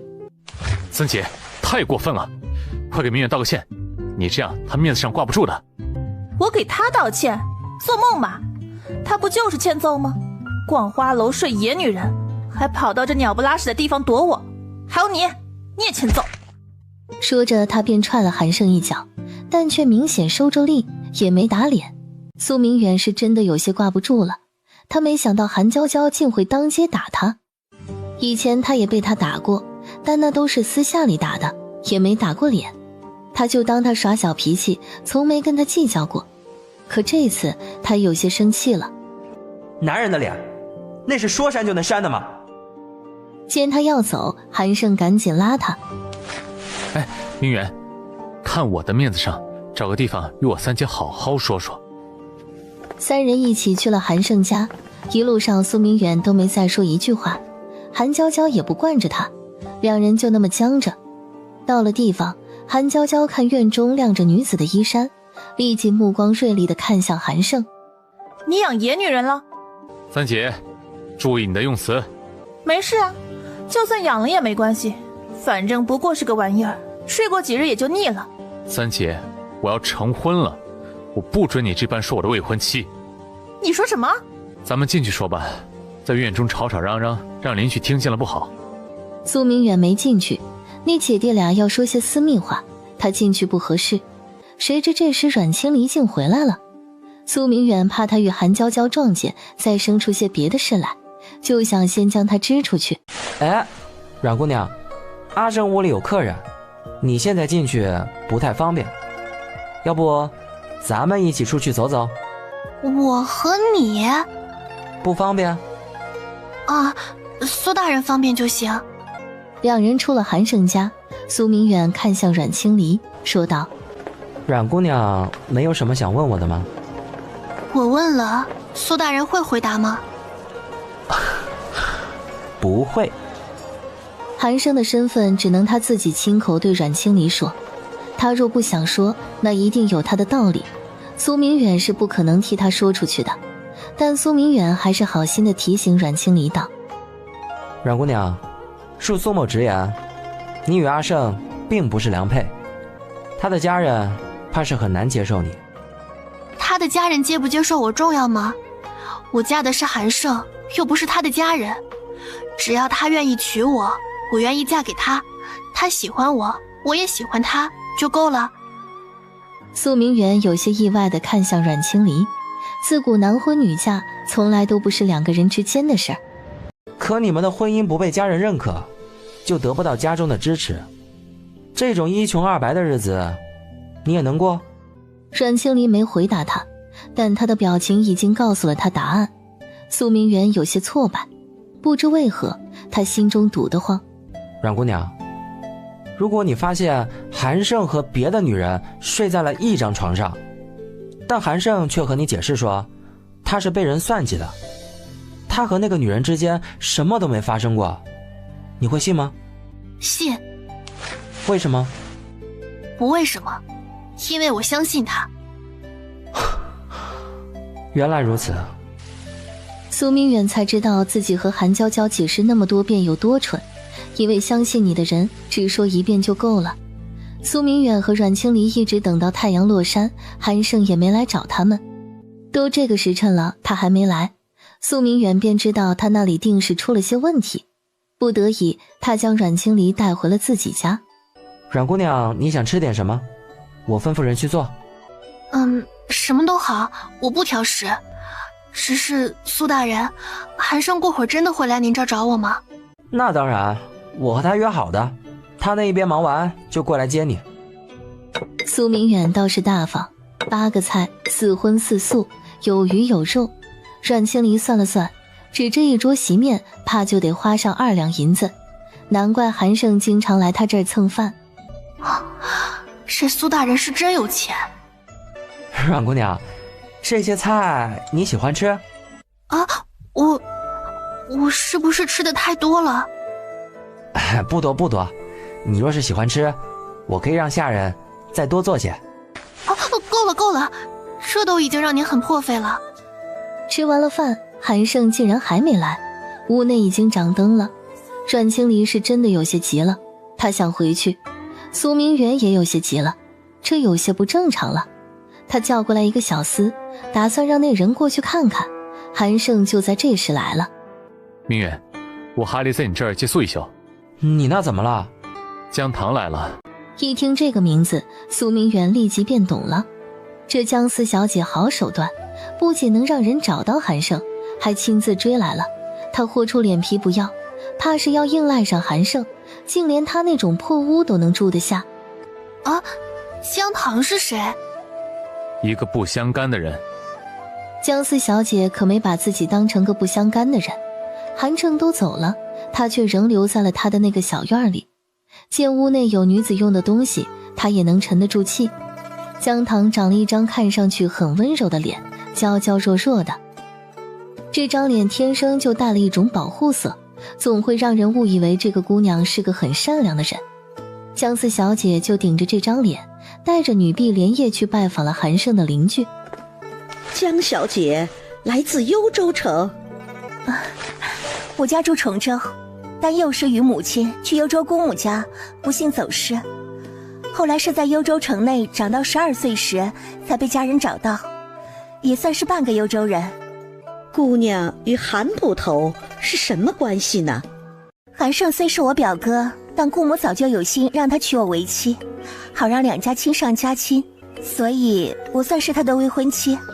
阿婶，我表哥现在和你们相邻而居，我想向您打探一下他的事情，就是不知道方不方便。这有什么不方便的？姑娘尽管问。阿婶，我看见表哥屋子中有女子的衣物，不知那姑娘是何人，又与我表哥是什么关系啊？姑娘还真是问对人了。她那院子中住的女人我最了解，原是我的儿媳妇儿，后来因为不检点又不能生育，被我儿子休了。你表哥见她可怜，收留她在家中帮佣。听周氏这般说，姜糖的心总算放下了。原来是个被休弃的山野村妇，表哥怎么可能会看上这样的女人？看来是三表姐多虑了。姜糖从方家离开后，方叔白走了进去。娘，刚才那姑娘是谁？她与您都说了什么？周氏原原本本将他与姜糖的对话叙述了一遍。方叔白听后，心中压着的那块大石头总算卸掉了。原来韩胜有未婚妻，我就知道韩胜怎么可能会娶阮清离。叔白呀，刚才那江小姐的容貌你可看见了？我就从未见过那般温柔好看的姑娘，也不知她怎么会看上一个武夫，就该配你这样斯斯文文的读书人才对啊。方叔白见他娘又在乱点鸳鸯谱，转身便走了。苏家，苏明远将韩胜拉到一旁，神神秘秘地问：哎，今晚我给你们准备几个房间啊？自然是2间房。我说你们孤男寡女在一个屋檐下住了这么久，你还没……他话还没说完，阮清离就进来了。阮姑娘，你累了吧？我这就让人带你去住的地方。哦，好，谢谢苏大人。阿胜，你打算什么时候告诉阮姑娘你的身世？等时机成熟了再告诉你。你就不怕她说你是个骗子？我是为了保护她，知道我的身世对她没有什么好处，至少现在没有好处。你真打算娶她呀？废话。可你这般私自办了事，怕是你爹娘日后也不会认下这个儿媳吧？他们认或不认，到那时候阿丽也是他们的儿媳妇儿，有本事连我这个儿子都别认。苏明远给他伸出了个大拇指，他就佩服韩胜这魄力，与他比，自己还真是怂了不少。那你打算什么时候办婚事啊？原本计划就这2日的，可你知道我三姐来了，她那么个性子，我还是得避一避，否则我怕她闹。阿胜，如果我想与你三姐退婚，你会支持我吗？唉，你们早就该散了。是啊，我与韩娇娇早就该散了。晚上韩胜回去休息时，发现阮清离在门口等他。哎，阿离，怎么还没睡啊？想和你说说话。是不是想我了呀？阿胜，别闹，这是在苏大人家。在他们家又怎么了？这里又没有别人。阿胜，我有话想对你说。想和我说什么？我是不是让你在家人之间为难了？没有。真的？真的。那我们今夜为什么要躲出来？因为我不想让你见到一些讨厌的人。啊？谁？那个江姑娘吗？对，就是她。阿胜，我怎么感觉你对她有很大的敌意呢？你知道吗？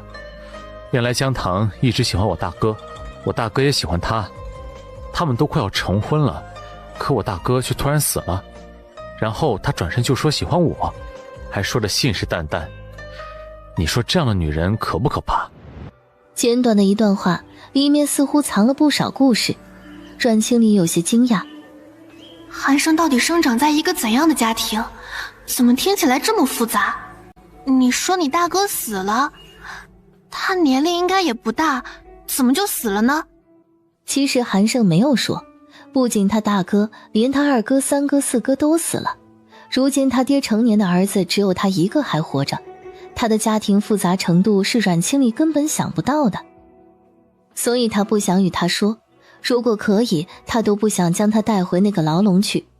韩胜没有说实话，他只说他大哥是病死的，然后就转移了话题。哎，阿离，咱们的喜宴怕是要等几日办，明日我们去衙署先将婚书开了，好不好啊？好。一日天刚亮，苏明远就被这两人拉去了衙门。原本这种写婚书的小事不用他这个镇隐亲自来办，可他与韩胜的这种关系自是要亲自帮他写的。阮姑娘，你的生辰八字是？阮清离被他问得愣了一下，他不知道自己是何时出生的。阿离，怎么了？我不记得自己是何时出生的，养父捡到我时身上也没有写着生辰八字的物件，所以我不知道。韩胜和苏明远都知道阮清离是被他养父捡到的孩子，可却不知他养父是如何捡到的他。于是苏明远便嘴欠地问了。阮清离如实回答。当他说到幽州城的月亮河时，苏明远的表情突然变了。你是说14年前你是为了救一个小男孩才掉进河里的？我只记得这个了，其他的都不记得。你确定那叫月亮河？确定是在14年前？是，我养父说过，他就是在那里捡到的我。那河的名字很好听，我一下便记住了。苏明远站了起来，他有些激动，然后又摇了摇头，自言自语道：不可能，不会这么巧。阮姑娘，能让我看一下你的肩膀吗？苏明远，你要不要听听自己在说什么？这是我夫人。最后阮清离的生辰八字写的是庚寅年丁亥月丁亥日，因为韩胜说这是个平安喜乐的命格，是大吉之人。多年后，苏明远还是会后悔，当初为什么就没问得更详细一些？为什么就没有坚持看一下阮清离肩头有没有他的咬痕？他就这么亲手为他这一生最爱的姑娘写了婚书，然后将她交到了韩胜手上。表哥，这位是？三姐，这是阿离，你弟妹。弟妹？名正言顺的。什么弟妹啊？我不认，唐二才是我的弟妹。阿离，叫三姐。三姐好。三姐，不给个份子钱吗？我和阿离要办酒席，可你弟弟没银子呀。韩娇娇这个气呀，她是真心为姜糖抱不平，她这个弟弟怎么就这么混蛋呢？没钱。见韩胜牵着阮清离要走，他又追上去道：你呀，作吧，要是让爹娘知道了，一定打折你的腿。话虽说的难听，却塞给韩胜一张银票。韩胜一看，100两，他三姐果然有钱。等韩娇娇回去时，姜糖正泪眼婆娑地看着他。三表姐这也是同意表哥娶别人？当然不是，就是看着自己弟弟穿得破破烂烂，住的也破破烂烂，心到底还是软了。毕竟在偌大的韩家，只有韩胜与他一奶同胞，这个弟弟是除了他娘以外他最亲的人。唐二妹妹，咱们回幽州城去吧，现在这种情况，怕是只有我娘才可以管住小五。姜糖却不想走，他是一个很好的执旗人，怎能让自己的棋子只落在一处？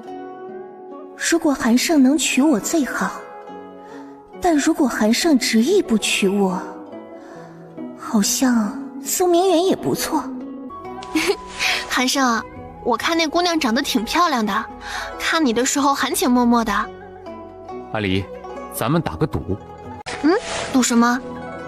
我赌他知道在我这儿没戏后，会去找苏明远。他找苏大人干什么？你猜呢？啊，不能吧，苏大人不是还和你三姐有婚约吗？阿离，若是我赢了，今夜咱们不分床睡。还真让韩胜猜对了。韩娇娇刚离开，姜糖就迫不及待去苏明远那装可怜了。苏明远见他哭得梨花带雨的，那是一个头两个大。他和姜糖也不是第一天认识，跟韩胜一样了解他。明远哥，你说我的命怎么这么苦啊？哼，姜四小姐的命可不苦，你是姜伯父和姜伯母的掌上明珠，这普天之下比姜四小姐命好的女子可不多。可我幼时到底没有长在父亲母亲身边，现在我大哥还在怀疑我的身世，其实堂儿这一生别无所求，只想找个疼惜我的人嫁了，怎么就那么难啊？江四小姐，你若是过来和我说这些，我觉得你是找错人了。我是个男人，没法共情你。我这庙下就不留江四小姐多待了。来人，送客。明远哥，其实我过来找你，是因为我今夜没有地方住。三表姐她回幽州城了，我一个人住客栈害怕，想在你这儿借宿一宿。行，那你住，我走。他说完还真的走了，根本不给姜唐再纠缠他的机会。一出门就见韩胜带着阮青离候在门口，二人一脸吃瓜相，完全是来看热闹的。你们什么意思？阿离，我又赢了，我就说苏大人会逃出来吧。我一会儿去衙门住，你跟我去吗？韩胜给了他个眼神，让他自己体会。苏明远这才意识到，人家现在是有娘子的人，今非昔比了，只有他是孤家寡人。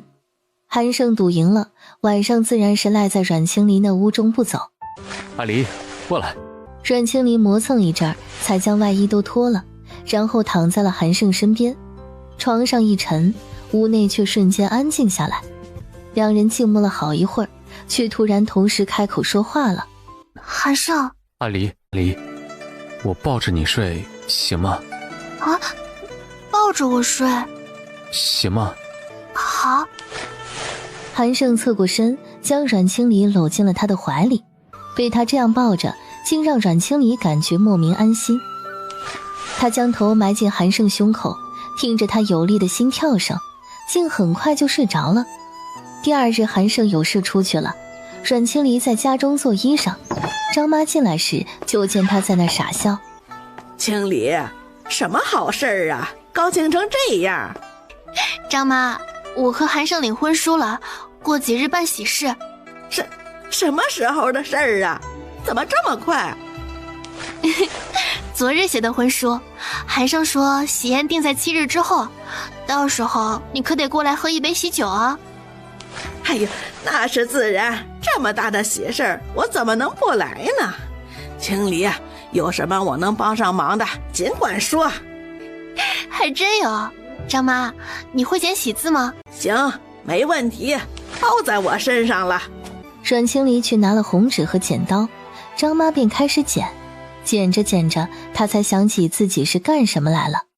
青离啊，我那筐里有2盘糕点，是方少爷让我给你带过来的，你还要吗？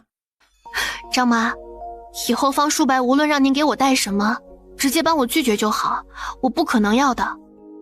阮青离送张妈出去时，见方叔白在大门外探头探脑，一见他们出来，他忙迎了上来。阿离，糕点你吃了吗？喜不喜欢？方公子，你以后还是莫要送这些东西给我了，我怕韩胜误会。阿离，我都知道了，你就莫要再演戏了，人家韩捕头有未婚妻。阮青离懒得和他解释，也没必要和他解释。等张妈走后，他便转身要回去，谁知方叔白却突然冲过来，将他搂进了怀里。阿离，别再躲着我了，你都气了这么久了，到底什么时候才能消气？乖，和我回去吧。阿离，你以前从不会这般对我的。以前是以前，现在是现在。方叔白，你给我听好了，我和韩胜成婚了，我现在是有夫君的人了，你少对我动手动脚的。我不信。爱信不信。阿离，我不信你会嫁给韩胜，你那么爱我，怎么可能说不爱就不爱了？难道就因为咱们之间的那一点误会，你就要抛弃我了？一点误会？你设计将我骗走，污我名声在先，让我流落街头在后，你说这是一点误会？还有，是我抛弃你的吗？是你不要我的。方叔白，你现在在这里装什么神情？你不知道吗？迟来的真心比狗都贱。可是阿离，不管怎样，我对你才是真心的。那韩胜是什么东西？他明明有未婚妻，还说要娶你，他就是在骗你。阮清离不咸不淡地说了一句：我们在衙门领婚书了。啊，你说什么？这不可能，他不可能会娶你。方书白，收起你的不可能吧，这就是事实。所以麻烦你以后见到我绕开走，我不想再和你多说一句话。阮清离回身插了门，再也不去管方书白。方书白有些落寞，刚想转身回去，却发现前日去他家的那个姑娘站在他身后。姜糖冲他笑了一下，自我介绍道：我姓姜，单字一个糖，你就是方公子吧？姜小姐有礼了。他文质彬彬的，长得也不错，姜糖对他印象倒是难得的好。方公子还对钱夫人有情？是，我和阿离之间有些误会，我想让他回心转意。我有一计，就是不知道方公子愿不愿意配合。说着，他将方书白写给阮清离的休书递了上去，笑容里带了几分阴毒。这是那日我在表哥的屋中找到的，想必应对方公子有用。方书白一见，简直高兴坏了。只要他将这休书撕了，那么阿离就还是他的夫人。但有一点颇为棘手，因为他当时想彻底断了阮清离后路，所以还去衙门里做了登记。见他面有难色，姜糖问道：方公子，你怎么了？姜小姐，实不相瞒，现在有件事不太好办。他将情况一五一十说了，姜糖听后却没太放在心上。这件事交给我，你只管去做我交给你的事就好。姜小姐为何帮我？因为敌人的敌人就是朋友。喜欢吗？喜欢。这个不太好，以后送你个更好的。已经很好了，我很喜欢。来，我帮你戴上。好。两人正腻歪着，大门突然被人敲响了。阮清离去开门，发现竟是唐婶带着几个人来了。